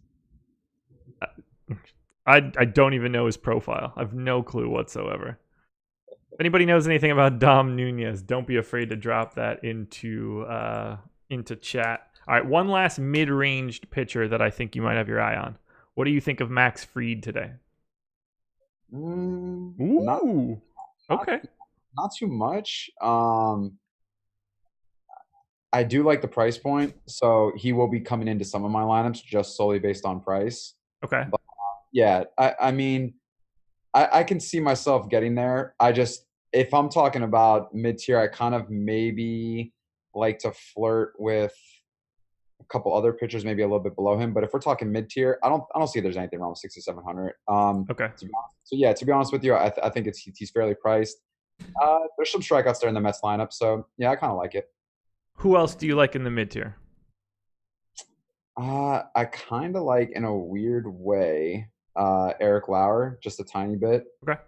And if we're talking mid-tier, and then I don't know about the weather here yet, but I kind of I'm getting to my boy Vargas a little bit in some crunches. As much as I hate to admit that, it's unfortunate, but I like the matchup. Cubs strike out quite a bit against left-handed pitching, so. And Vargas, we know he's not a strikeout pitcher, but he's cheap. And I mean, if he's going to get me 15 to 20 DraftKings points and I'm paying 6,900, I'm kind of sold on that. I will let you know a little bit more about my Jason Vargas thoughts at 6:30 when we give Dong picks. How's that?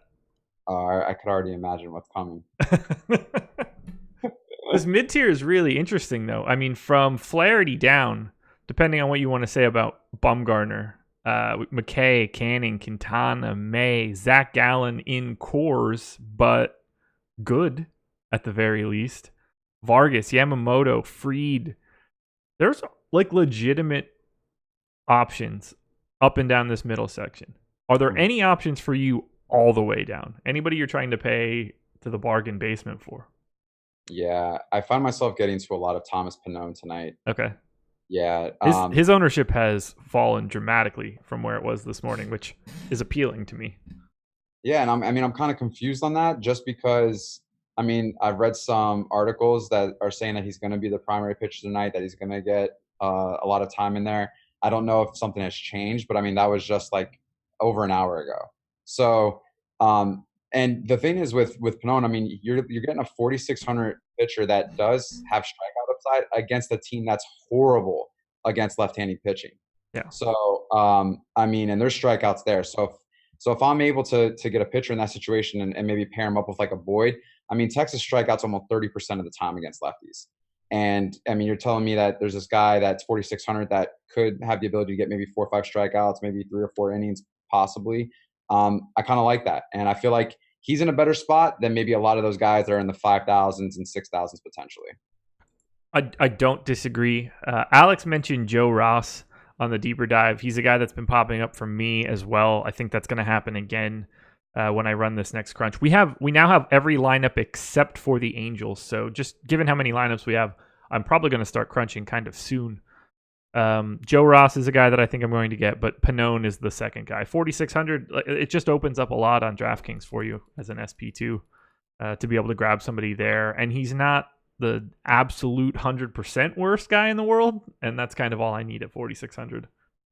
Yeah, I think when it comes to like a 4,000 pitcher, you're like hoping for a lot of things to kind of happen. But with Pannone, you have a lot of things already happening in your favor, and you're just rolling the dice with that. But Kikuchi's also in a weird situation because I do like the Tigers' bats tonight, but I feel like it's another opportunity for strikeouts there. So it's not something that I'm really excited about, but yeah. I could see myself getting to a few shares of Kikuchi just solely based on price and matchup. I got so much Kikuchi all season, but so he projected to have better stuff coming over than he's shown, and those projections rode pretty hard for the first couple months of the season, and I was just like, that's okay. Just needs to find his sea legs over here in America, then he's just going to start. Now he's just bad. He's just bad. But 5,300 makes him mildly appealing to me. It's Pannone, Sparkman, Hoffman, Kikuchi, Joe Ross from 5,500 and below. Those guys aren't all like, they're not very dissimilar. It's not. I don't feel bad about having I don't feel good about having any one of those guys or bad. Yeah, same here. I feel like I'm having equal shares of a majority of them and hoping that me pairing them with like a higher price pitcher pays off, and that's really all I'm hoping for at that point. So we worked our way through a lot at the top, the mid-range, and the bottom, but there are a couple guys that are barely getting ownership today that I think we need to touch on. Lance Lynn, Mike Clevenger, Domingo Herman, Zach Wheeler. All 4 guys under 10%. Wheeler in particular at just 1% ownership. Any of those guys stand out to you as someone you want to be over the field on or make sure that you're getting more of? I think Domingo Herman has a lot of upside. I think the only thing that's kind of weary is the fact that he gets into such a high pitch count so quick. Yeah. So you might lose maybe an extra 4 or 5, 6 batters compared to another pitcher who gets to pitch 90 to 100 pitches. But outside of that, great matchup at home, gets his strikeouts. I love Herman, and I think that if you're looking to pivot from Boyd and find kind of maybe the same opportunity elsewhere, that could be a play. Wheeler, I'm not so much on. Okay. I'm more fearful of the Braves lineup than I am the Orioles lineup. It's also going to be hot and humid there in Atlanta tonight. I feel like it's nothing against Wheeler. Wheeler's a great pitcher. I'm not finding myself getting to him because if that's the case, I'd rather pay up just a little bit more to maybe get Herman, Boyd, or even Sale at that point. or I can pivot down and maybe get Flaherty, who's in a better position, who I kind of like a little bit more. I just Wheeler is the guy that I don't know what to do with, because I don't think it's up for debate that the Braves are good. And as you mentioned, the weather is not a positive factor for him today. 9,400 I can get behind.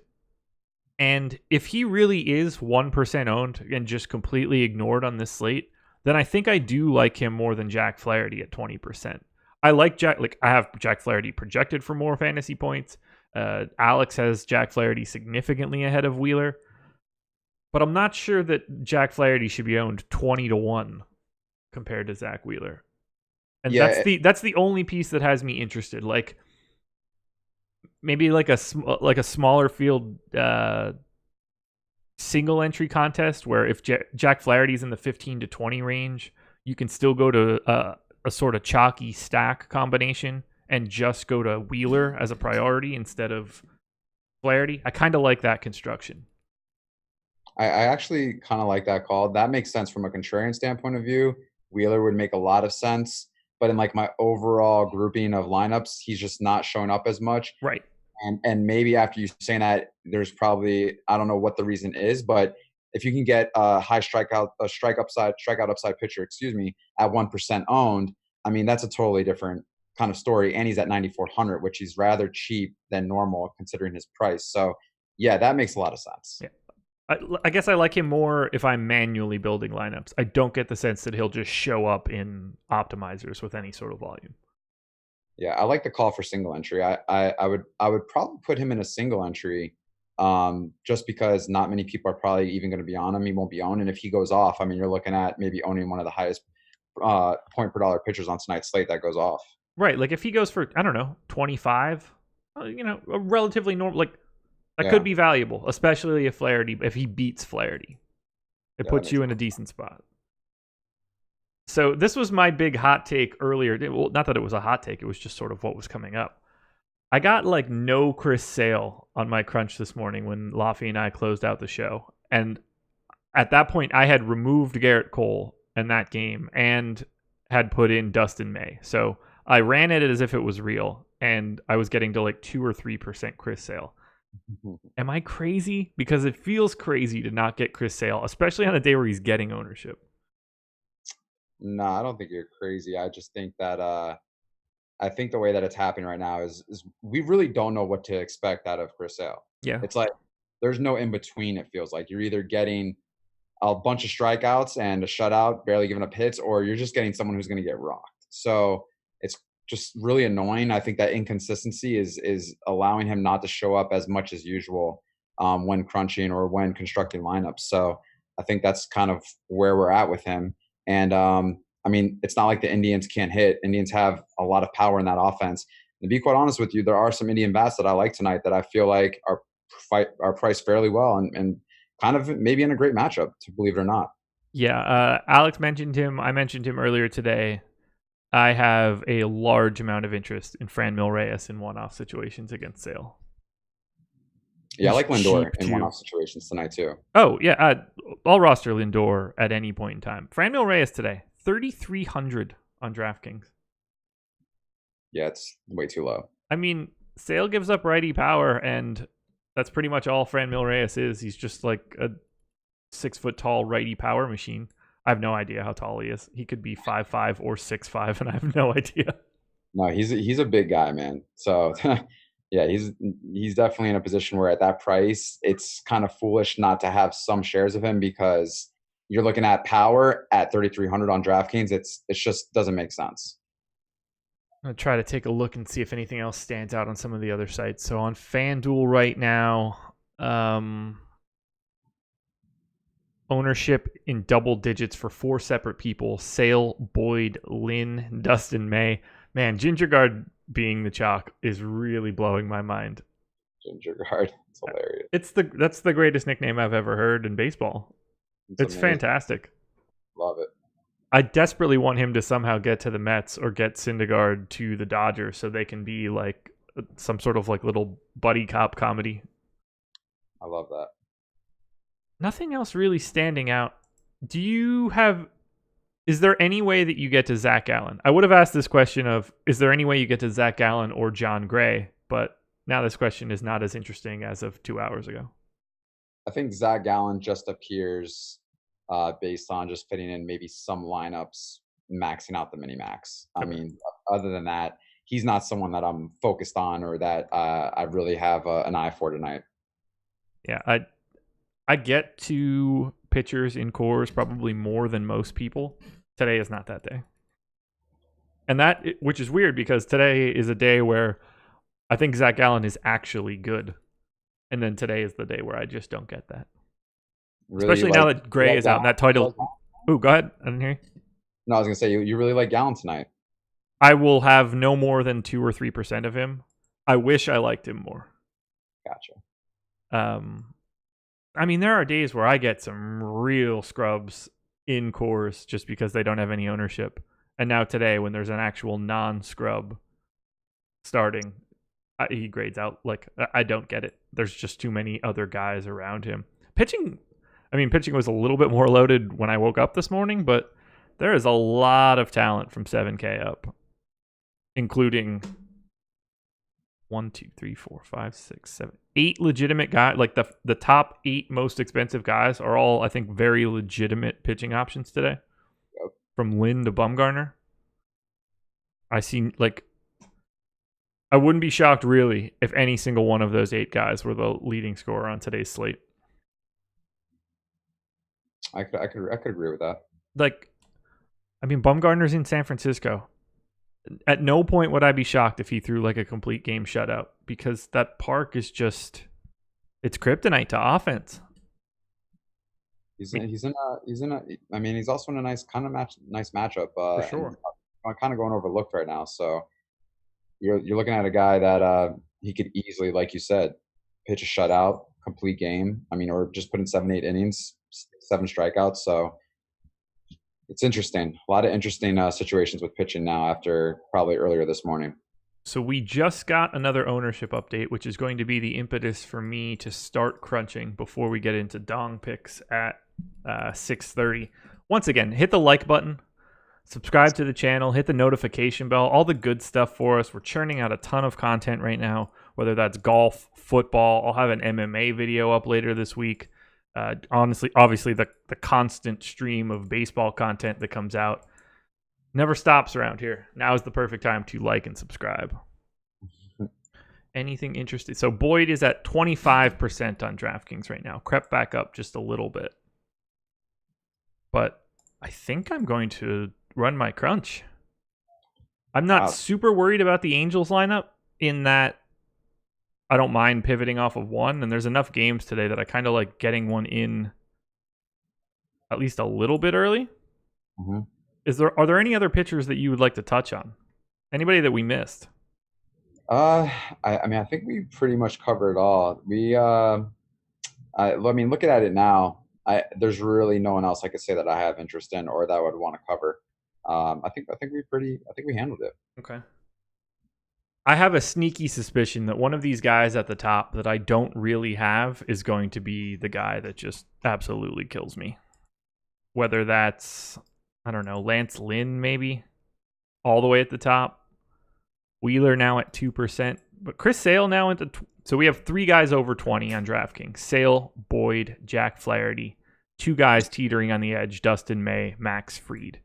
Those are the 5 highest guys. Sale, Boyd, Flaherty, May, and Fried. Is Fried the guy you get the least of? Probably. Okay. Yeah. Or well, you said Sale's over 20%, right? He is. Yeah, I don't think I would have as much Sale. Okay. Yeah. I'm hoping that I still don't, but all bets are off at this point. I can't get a feel for where my crunches are going to come out. So about time to find out. Sale going off now and just freaking dominating. Yeah, I mean, he's Chris Sale. I know. It's just if you woke up and found out that you'll know it. But if I wake up and find out that Chris Sale had 15 strikeouts or something, and be like, okay, yeah, I lost today. Yep, pretty much. Just how it works. Yeah, so 5 3s have started the crunch on DraftKings. 4 4s are starting on FanDuel. We have 5 minutes until dong picks. I'm going to give a little preamble to Dong Picks right now, just in case anybody is not aware, because I am behind Emac. I am behind Jake in total dongs. I do have the highest correct pick rate. I have picked up the slack as of late. Highest pick rate. What's that? I don't know, 20-something% and change. But it's higher than Emac's, and it's higher than Jake's. And that's all that really matters to me. I came in like mid-season, so I really, I can't really say too much right now. And I need to get some more picks in. I feel like some days I'm just not there to make a pick. Sure. But no excuses. But maybe I can make a late New York Mets push. I feel like every single pick you make gets a barreled ball alert. Oh, they do. It's crazy. Dude, when I picked Lewis Gilmore, I think he hit one off the wall for a double. It was so sick. I think we were still on the show after you made the pick when it happened, and it was just like, oh my God. So sick. Yeah. It's all right. It never fails. I will see in my Twitter feed a barreled ball alert for whoever you pick. Man. A lot of the times it's 375-foot line out or 375-foot single. Dude, I wouldn't mind, seeing what my barrel ball stats are. That'd be pretty sick. I have a feeling that you might be winning the barrel ball percentage contest at this point because I think that it's every single one of them. Who was it that you had that really got me? Way back at the beginning. Harry Ramirez. Oh, Harold Ramirez for the Marlins? Yeah. Dude, I remember that. I remember that. He hit one off the wall as well, and it was just like, okay, it's another one. Those are like, I vividly remember these things now. Oh man, tonight I'm going a little bit different. I'm not going to go so off the wall. I'm going to switch it up now because I feel like if I really pick a player that's looked upon from a lot of people and he's there in projections, I feel like I'll have a lot more success. So I'm going tonight with someone that's normal. Well, let's get into it. It is time for Dong Picks right now. We're a little early, but this will let us get into hitting, which I think we have a lot to talk about for today. Here are the summary stats right now. Emac in the lead with 26 dongs, 23 correct picks. Jake with 24 dongs, 21 correct picks. Jake has 3 double dongs right now. 2 in the last week, and could have very, very easily had 3, but just didn't go back to Urshela the next day. That's unreal. Neither here nor there. I've got 22 with 20 correct picks. Spags at 17 and 16. You have 3 and 3.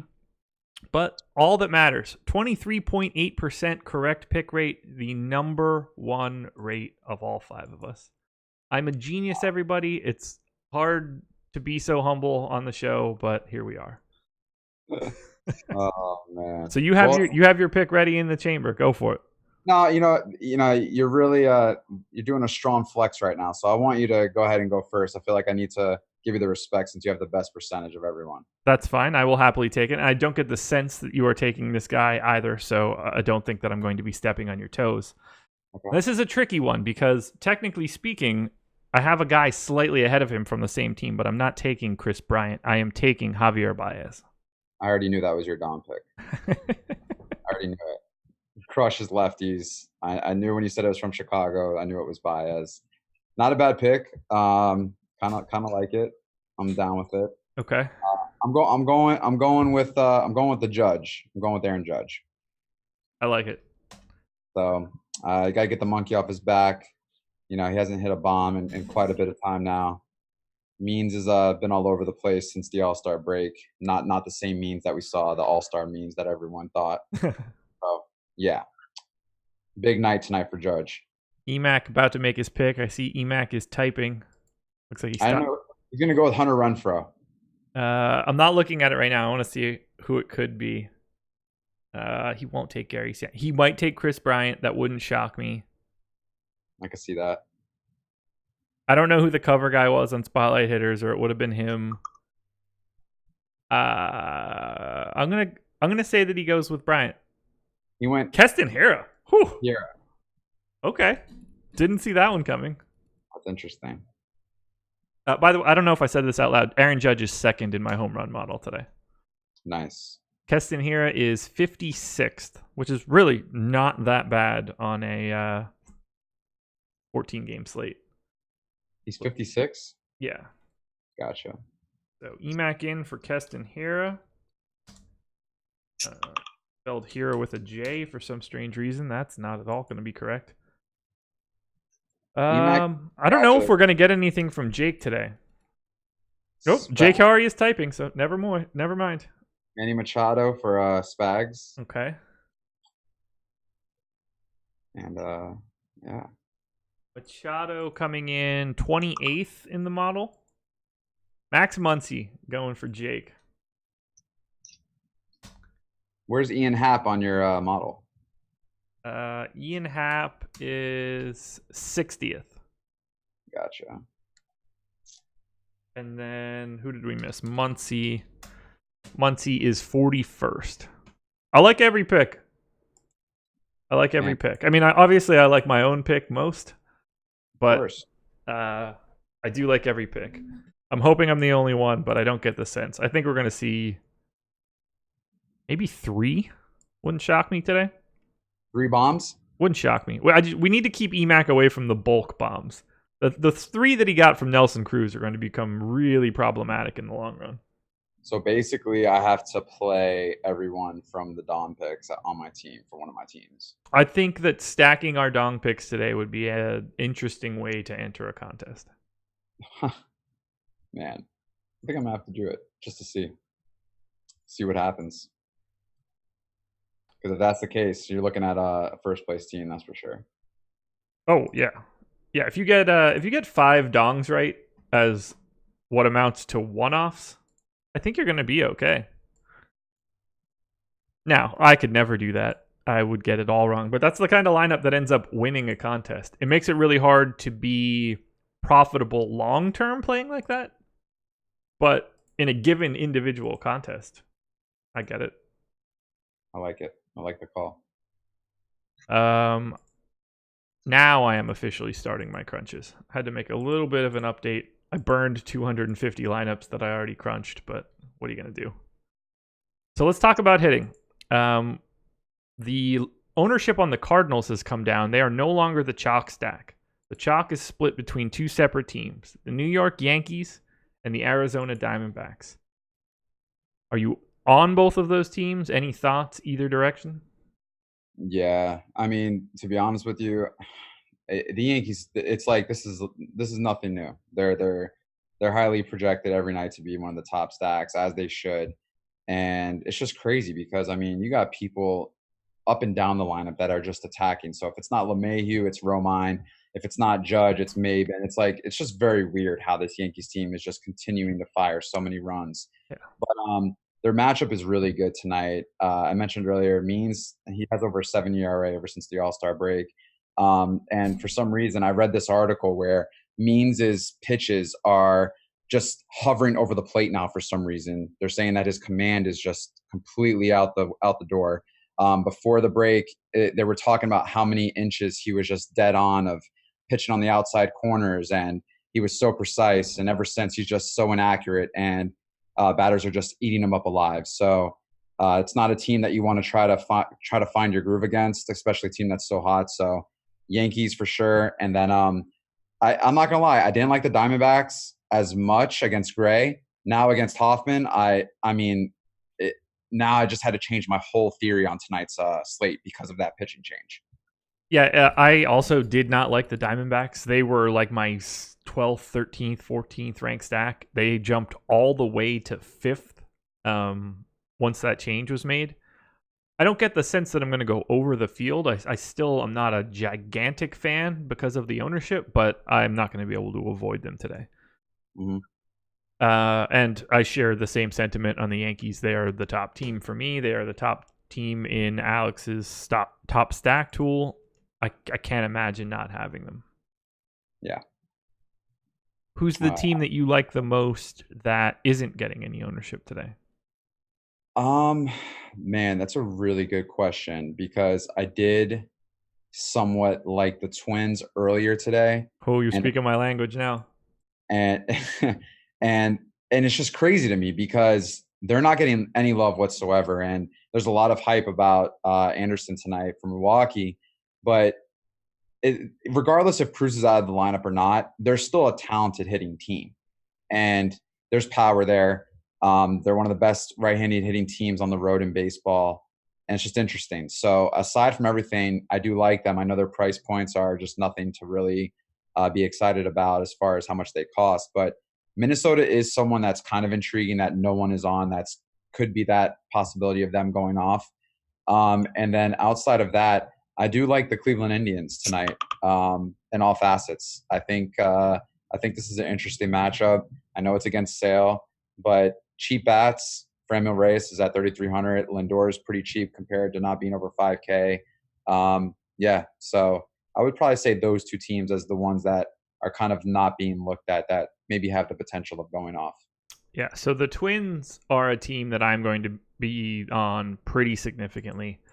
I really like the righties. It's a shame. Like I wish that they didn't have two switch hitters in their lineup because I wish those guys were able to just hit righty against righty, but they probably won't do that, although they should. Mm-hmm. Not to mention, like Kepler and Rosario, even if Chase Anderson is good against lefties, he's still Chase Anderson. They are better at being hitters than Chase Anderson is at being a pitcher. So it's not as if I don't like the lefties there, but it would not shock me to see a Miguel Sano home run today. I could never pick that because that is incredibly risky, and I don't have time to be taking risks. That's why I'm ending up with Javier Baez. I'm a fan of these Twins. Yeah. They rank third for me. I'm going to get like a scary amount when this crunch is done. Yeah, no, I mean, you made a great point. He is prone to suffering against righties, maybe more than the lefties. So I think either way is a contrarian play. I think even going the lefties too, that lefties that have power, Rosario, Kepler. I mean, those are guys. I mean, even Polanco. Yeah, but I do like Sano. I think Garver and Crone are in good spots too to be in a potential bomb situation. So yeah, I mean, I love the call. I do miss Nelson Cruz in this lineup. I would like it even more, but maybe that's the piece that's helping to keep the ownership down. So I'm happy to go that direction. Other teams picking up some ownership at the top. The Rockies, which should be one of the least surprising things I've ever said. The Cardinals, the Nats, and who's next in ownership? The Angels. Let's start. I assume you don't have any issue with the Rockies being owned in Coors? No, I mean, why would we? Nothing against Gallon. It's just it's Coors, and it's like, yeah, how do you not want to roster them? And there's some cheap guys there in the lineup, and you know how this works. There's always some cheap guys that we never heard of, like Dom Nunez, if I got it right. I think you did. These are just situations where, you know, if you don't have Dom Nunez, what's going to happen? You know, so it's just, yeah, it's just one of those things where you got to go with the flow, and there's nothing wrong with attacking Coors, and yeah, there's a lot of upside there. Yeah, they are currently fourth in ownership right now. They grade out fifth for me, so I will be right around the field. The one that I don't like all that much, and I get the sense that I am going to be in the minority here, but I'm anxious to get your take. What do you think about the Nats against Alex Wood? You know, I didn't look too much into it until Alex said something on the deeper dive. And as we are here 20 minutes, I'm actually still trying to figure this out. Is this a team that maybe I'm overlooking or I'm not looking at enough? And the thing is I'm not, because the Nats are a team that I always do focus on against lefties. And I've been so kind of caught off guard today that I'm finally starting to look into the matchup, and I do like it. I think specifically you have a good matchup for Kendrick. I think Rendon's in a good matchup, but even Robles, however you say his name, he's batting in the 2-hole. He's cheap. So yeah, I kind of like it. So this is going to probably end up being my biggest fade.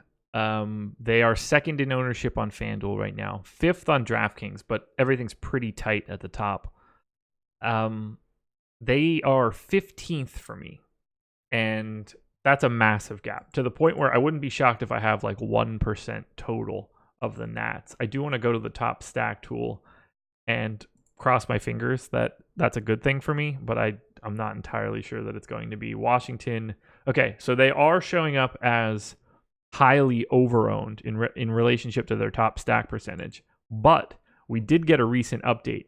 The Arizona Diamondbacks are massively the top stack in Alex's top stack tool, and they are coming in with their top stack percentage well above their ownership share. Does that make you like the Diamondbacks more? Because it certainly makes me like them more. Are they really? Yeah. A little peek behind the curtain. I don't know what's free today. 16% chance of being the top stack for Arizona on DraftKings right now with a 9% ownership share. The biggest gap on the slate. Did they just drop significantly? In Yeah, because I mean, even for DraftKings, they dropped too. So, wow, yeah, that doesn't make any sense. I mean, at this point, I already have a lot of shares of Arizona. So if you're to say, do you like them even more now? I mean, of course, you have a team that's in a great matchup, in a great hitting ballpark, and great hitting weather. I mean, yeah, this is just, it makes you want to go back to the drawing board and like really figure out if you should invest more in them. Right. I did not expect the gap to be that massive. I am going to keep an eye, I guess. Well, we have 20 minutes, so I'm not going to be keeping too close of an eye. I would love to know where that Arizona ownership really ends up. Just trying to do mental math right now. We'll do 150. I mean, I don't understand because if it was a pitching upgrade, this would make sense, but it's a complete downgrade. Yeah.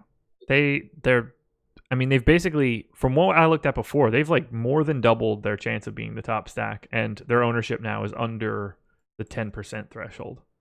So less ownership than New York, less ownership than St. Louis. Where's the ownership going to then? The Cardinals, apparently. Oh my God! They have a pretty big gap in their top stack. They are a negative top stack as of right now. I like the Cardinals tonight, and I do think they're in a great matchup against Sparkman. Right, but he has completely different reverse splits, and I mean he's at home, and where he is fairly a better pitcher, where he doesn't give up as much as on the road. So don't be surprised if these Cardinals don't go off like they are maybe anticipated to tonight, because I think Sparkman maybe is a completely different pitcher at home than he is compared to on the road. And if there's a lot of ownership going there, that kind of makes me even want to kind of leave that game even more. Yeah. So yeah, it's very interesting. I don't know what's going on right now. Fingers crossed that I don't get much Cardinals when I refresh from my crunch. My boy Terry Wilson Jr., he wants the nuts for FanDuel right now. He wants the nuts for FanDuel? He's my guy. So I got to give him a little something in terms of some FanDuel plays. Look, if you need the money, drop all the way down to Dustin May, 5,800. If you don't need the money, Matt Boyd is your guy. Got to shout out Terry for this one. Let's take a look at the FanDuel stacks. I'll put you on your 4-man. Get you that paper. All right, so Arizona's getting that ownership on DraftKings, or on FanDuel rather. Yankees look good. Dodgers look good. Do what you can. Terry, try to get Boyd plus the Yankees, but if you need Dustin May, go for it. Like, I don't feel bad about any of those recommendations. Okay. I'm okay with that. Okay. One other team that's picking up some ownership, I assume it's fully because of price points. Not that it's a huge number, but it's more than the average team on a 14-game slate. The Detroit Tigers, 5.4% ownership in the aggregate. Does any part of rostering the Tigers feel appealing to you? Yes and no. It's like Kikuchi has given up 30 home runs this year. But then again, it's like the Tigers are so weak and they're not a power hitting team, and they're the worst team at home against left-handed pitching, like the worst. Yeah. It doesn't get worse than them. I mean, they're worse than the Marlins. So this is such it's a battle between where do you want to go in this situation. So at the end of the day, I just decide, you know what? I'm going to have a little bit of Kikuchi and I'm going to have a little bit of the Tigers. And I'm going to have a lot of Boyd. That's just what it comes down to. Yeah. When push comes to shove, the thing that I want most in this game is Matt Boyd. Yeah. I hope that I get nothing else. If I get anything, it's probably a little bit of Kikuchi that I'll be okay with, but I don't get the sense that I need 11% owned Doel Lugo or, I don't need much John Hicks. And another thing is I saw like the Ronnie Rodriguez debate, and this is it's not a debate whether Ronnie Rodriguez is talented or not. It's the fact that he's minimal price in the fifth hole against a pitcher that gives up a lot of bombs, that he has the potential to hit a bomb. Yeah. And so you're not saying that Ronnie Rodriguez is an amazing player to roster. You're saying, okay, there's some cheap upside here where, if he pays off, he has a better chance of paying off than he does maybe someone at 3,000 or 4,000 in a worse matchup. Ooh, Andrew Mock saying the situation is Brandon Dixon is going to send 2 sliders into the cheap seats. Call him the double dong on Brandon Dixon. Now that is a bold prediction to attach your name to. There you go. That's the kind of bold picks we like here. You know who else likes bold picks? FantasyDraft. And you can get $1,000 in rake-free entries using the promo code AWESEMO if you go to FantasyDraft.com. That's $1,000 in rake-free entries for your first 7 days. All you have to do is enter the promo code AWESEMO. Man, what a transition that was. Man, that might have been your best plug. that even had me wanting to congratulate you on that. That was great. Woo. I'm feeling good. I haven't been eating a lot of right now. I've been cutting a lot of gluten out lately. I've been drinking a lot of water. I feel like the brain's working better. That was smooth. I think I'm eating my way back into better mental health.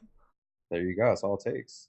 I did have 2 pretty sizable jerk chicken quesadillas today, but I did them on the high fiber tortillas, so only 16 net carbs coming out of it all. Those are the only carbohydrates I had today. Wow, even talking net carbs here, man. You are definitely a changed man. I had to. I've come a long way since 100 pizza bites. Oh man, your body's probably so happy right now. They're probably so confused. Yeah, that's true too. Your body's definitely confused though. They're like, speaking a different language in my insides because those 100 pizza bites, that was just a real big mistake. Nah, man, you're fine. Trust me. I would love to know how much if that takes time off of my life, even if it was just like you lost 4 hours. I would love to know that. Your body was definitely struggling to process and digest that for sure. Your liver was backed up for probably a few days. Yeah. A lot of salt. I think I got like a couple times the amount of sodium that I'm supposed to have in a given day, which is incredibly unhealthy, but your blood pressure was skyrocket. Good news is it's already high and I'm already on blood pressure medication. So, no worries there, I guess. Jesus. You're on a roll today.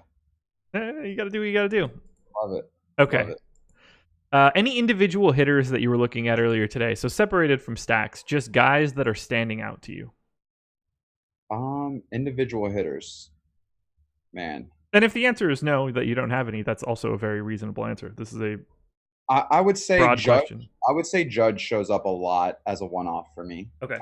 So I will say that, and then a couple Dodgers specifically. Yeah, let's get into the Dodgers. That's a good point. We haven't touched on them at all today.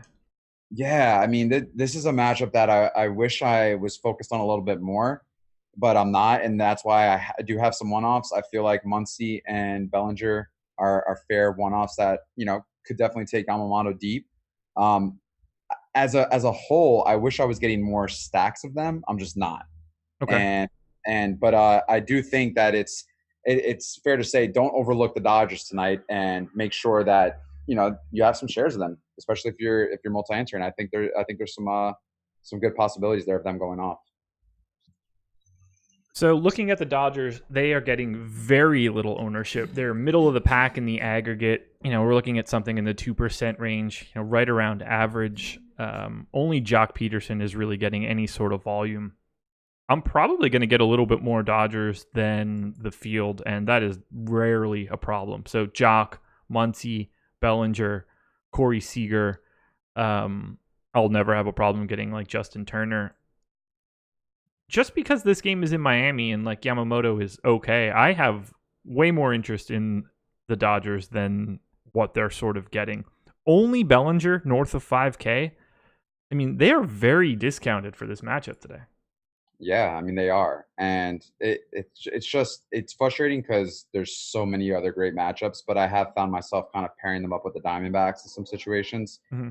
So I mean, I'm finding myself getting there a little bit. I'm just the way that they're kind of projecting out for me. They're not showing up as much as I wish that they were. I have a feeling I'm going to have that same issue. But if I get to like 4% of the Dodgers and when they're owned at 2, I think I'm okay with that. That's about as much as I can possibly do to force that in. Mm-hmm. I am just about done my final DraftKings crunch, doing my last 100 lineups now. FanDuel coming up on my final crunch as well. So we're going to actually have some data to talk about in like the next 5 minutes. Okay. Who else can we touch on? So I assume we still don't have the Angels lineup. I haven't seen anybody mention it. What are your thoughts on the Angels against Trevor Williams? It's the only lineup we don't have. Is that going to matter to you at all? It's not. I have little bits and pieces of like Trout as a one-off. Other than that, Ohtani if he's playing, and then Calhoun. But outside of that, I'm not too high on them. They're not a team that their lineup doesn't matter to me. It doesn't change anything. Yeah, I agree. As long as they're not taking out at least one of Trout or Ohtani, it shouldn't matter all that much to me. I agree. I do like Calhoun, especially if he's leading off. Mm-hmm. But barring a Trout or Ohtani disaster, those are really the only things that should affect any lineups. I don't have a ton of interest. They seem to be owned right where they should be. Ohtani, 18% ownership, which makes some sense. Trout only at 9%, but he's at a very high price point, so you can only play so many expensive people at once. I'm trying to think if there's any other teams that we haven't touched on that we should touch on. We could start to take some questions if we wanted to. I do like Will Smith tonight too. I didn't mention him much, but You're getting jiggy with it tonight? yeah, I mean he's in Miami too, and we all know Will Smith's known for his Miami song. So He is. yeah, I do like him. As far as the other Dodger that seems to be showing up in some areas for me. Do you have any issues with weather tonight? Any game at all giving you any pause? Not so much. I mean, is there any weather issues that we haven't really focused on that we should be scared of? Maybe light issues in Cincinnati and Washington, but I don't get the like. There's nothing that's changing my play. I'm not changing a single projection or anything for anyone, so I'm treating everything as it's fine. Okay. And then what about the Braves? Or should we be worried about that, or? The Braves game feels like it's going to be most random from a weather perspective. Okay. A lot of pop-up storms, so that can just sort of pop up anywhere. Okay. But again, I am treating every game like it's good to go. I have not discounted a single team or pitcher for anything weather related. Okay, that's fair. Man, I am getting really nervous about updating these crunches. I mean, you still have some time. Oh, I don't mean in that regard. I just mean I have a sneaky suspicion I'm not going to like what comes out. No, you'll be fine. Like I feel like I'm going to get like 27% Joe Ross, and I'm going to really just not know what to do. Damn, that's a lot, though. Yeah, I know. That's a lot of Ross. I don't have that much. I'm expecting to see a number north of 20. Not like highly north, but I expect the first digit to be a 2 and there to be another digit. Okay. And that's not going to be helpful. It's just, he's Joe Ross. And, well, like, he's Joe Ross. He's never good. My only saving grace is that I need the righties for the Reds to be bad and for Ross to be able to get through this Winker, Votto, Van Meter trio of lefties. But if I had to guess, Josh Van Meter goes yard off of Ross if I have a lot of Ross, just to really stick it to me. Wow, I might as well just call a Jordy Mercer home run after that. I don't think it's a bad idea. All right, FanDuel lineups are crunched. I am exporting now. I have not run a single crunch on FanDuel all day today, so this is going to be just a blind answer. Those are always the best days. Oh, God. Can't wait. How bad could it be, really? Like, it's... Oh, man. I know that I won't get any volume of Joe Ross on FanDuel, so at the very least, I'm alive on one site. I got a lot of Pannone, so I'm riding with it. On FanDuel or just in general? DraftKings. FanDuel, not so much. The only person I'm really flirting with in the low price ballpark on FanDuel is May. Uh-oh. Please just be a name issue. Okay, Josh Rojas. Whew, that scared me. So you are Joshua Rojas for Fantasy Cruncher. Good to know. I had a bunch of errors when I did the refresh and had a mini panic attack there thinking I didn't have lineups, but we're good. We're good. All right, one last guy. Why is this wrong now? What's showing up incorrectly? This is not the best time to be having issues. I don't know where the issue is. Oh God, here we go. Okay, so right away it's wrong.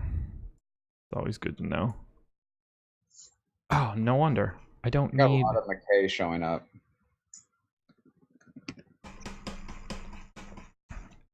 So this Washington game is supposed to be scary.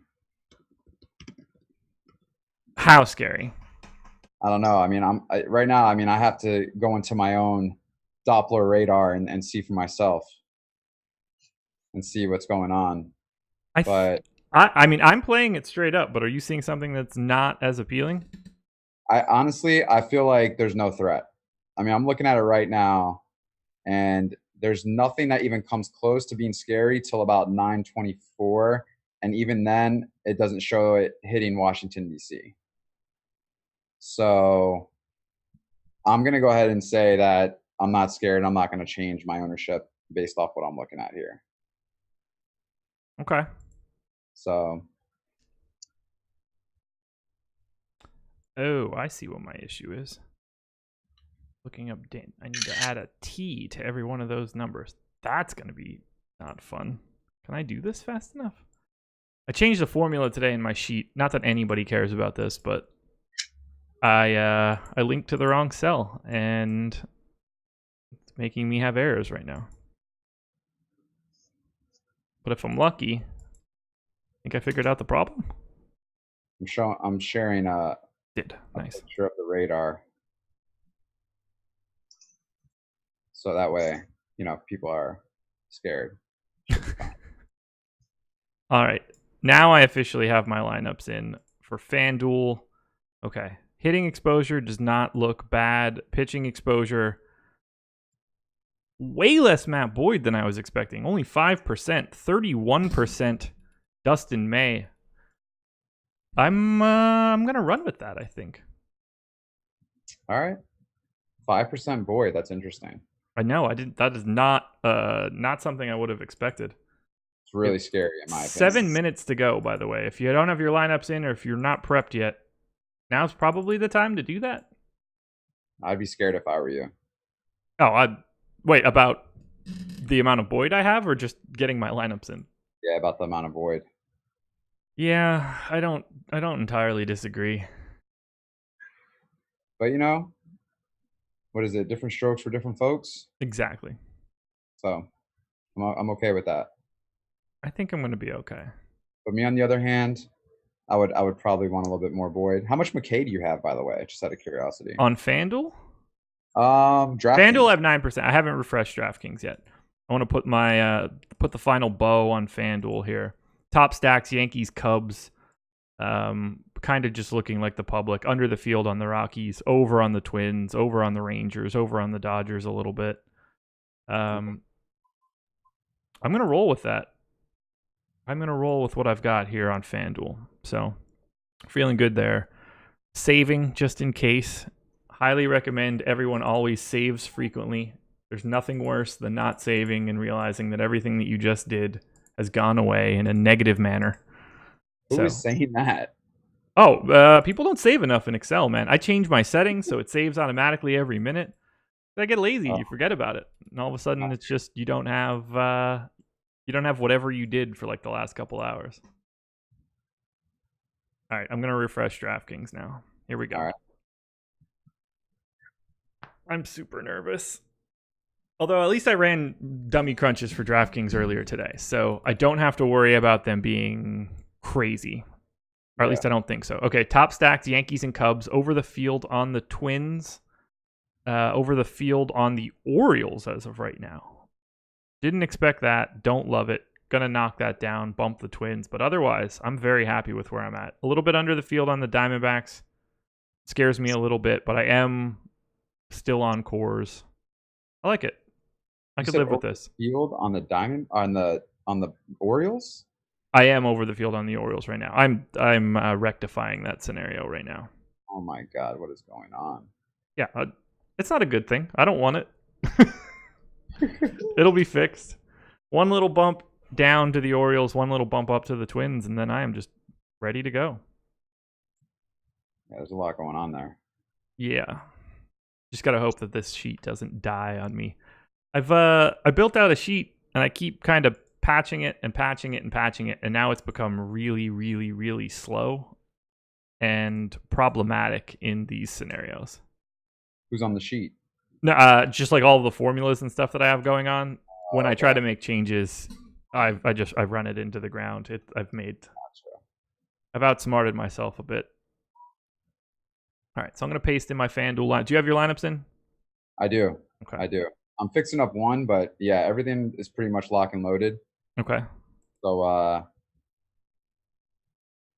any changes that you didn't expect?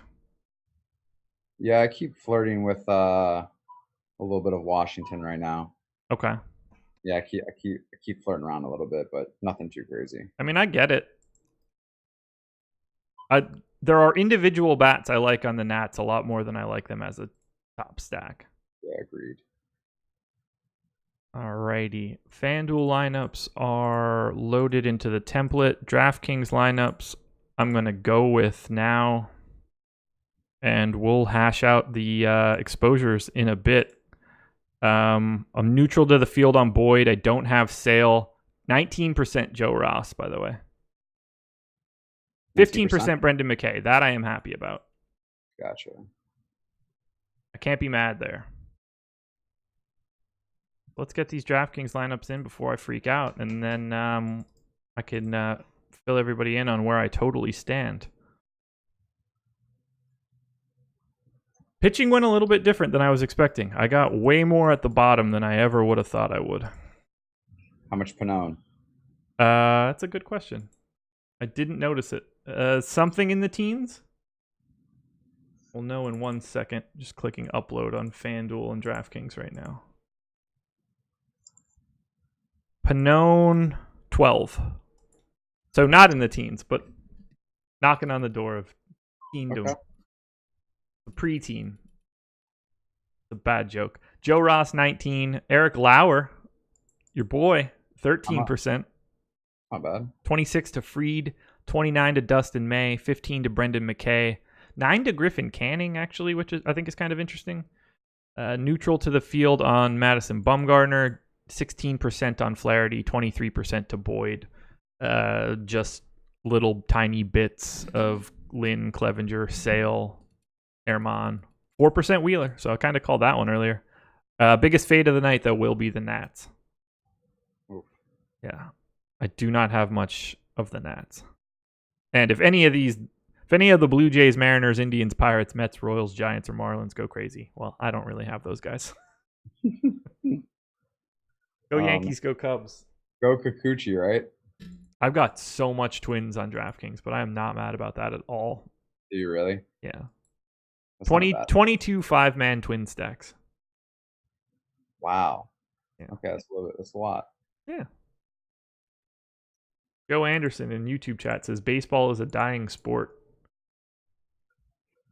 That's fine. We got plenty of other sports to talk about. I got 63% Pannone. That's a lot of Pannone. I know. So I hedged myself and I threw in a high stakes Texas Rangers lineup. Yeah, that is a healthy amount of Pannone, man. Yeah, I know. Not too excited, but 63%, 19% McKay, 15% Wheeler, 14% Baumgartner.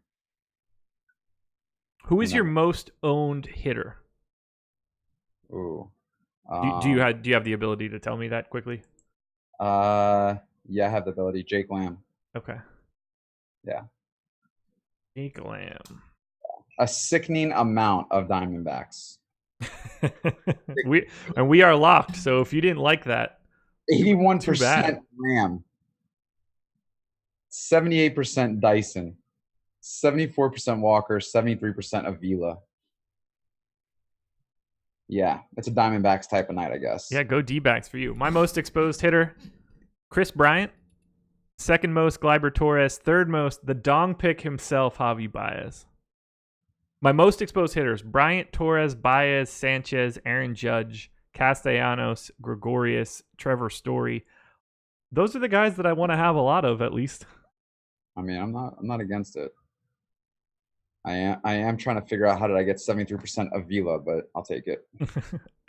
And then I am most under the field on Chris Sale. The hitter I'm most under the field on, David Peralta. Oh, I got a lot of him. I would assume you did.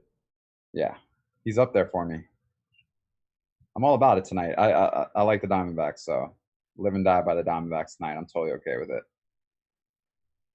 Hoffman comes out. Eric Johnson says, love how he tells us this shit at lock. I didn't know it until lock. What? I guess exposures and stuff. I didn't know any of this information until 7:02. I don't know when you would have liked me to do that otherwise, Eric, but here's where I'm at. Oh, man. Well, let's go. Locked and loaded. I'm feeling good. How you feeling? I feel great, you know. I mean, this is how I always feel. And then I about 2 minutes into the game to see a couple dons I don't have, and I already know it's my night's over. You know how it is. There we go. I do know how it is. Well, there we go. Hit the like button on your way out the door. Subscribe to the channel. Hit the notification bell. Follow me on Twitter at Josh Engelman. Follow Chris on Twitter at Chris Randone. We both make it really easy. Any plugs? You got anything going on? No, nothing at all. Excited for tonight. Honestly, I keep getting more excited into football. Just had a big trade in our Osmo league, so I'm excited for that. I'm excited for soccer to be back on Saturday morning. Oh, I played soccer for the first time this past week. Like the first time ever? Like the second or third time ever. Interesting. And you know, I was just disappointed because I didn't have, what's it, Ashley Peters or who went off? Peters had monster score. So when you said you played soccer, I thought you meant like physically, not like DFS. Oh no! I was like, oh, nice, that's fun. Like, I'd like to play some pickup soccer. I play pickup soccer before. I usually play goalie. Okay, I was a goalie growing up. Yeah, but I mean, I literally just started the DFS soccer, and yeah, I didn't have that one guy, of course, that just goes off. Yeah, Peters had a hell of a day. Sunday, Rashford really solid. Harry Kane with the bailout. It was good. It was a good weekend. That's who it was. Yeah, Harry Kane too. 2 goals in the final 7 minutes. He bailed you out? I didn't really need him, but he did. It didn't hurt. It certainly put me in the top 10, so I wasn't mad about it. There you go. But we will have that soccer content again for you this weekend. But for baseball content, we are done. Shout out to FantasyDraft. FantasyDraft.com. Promo code Osmo gets you $1,000 of rake-free entry fees in your first 7 days. Best of luck, everybody. We will talk to you again tomorrow.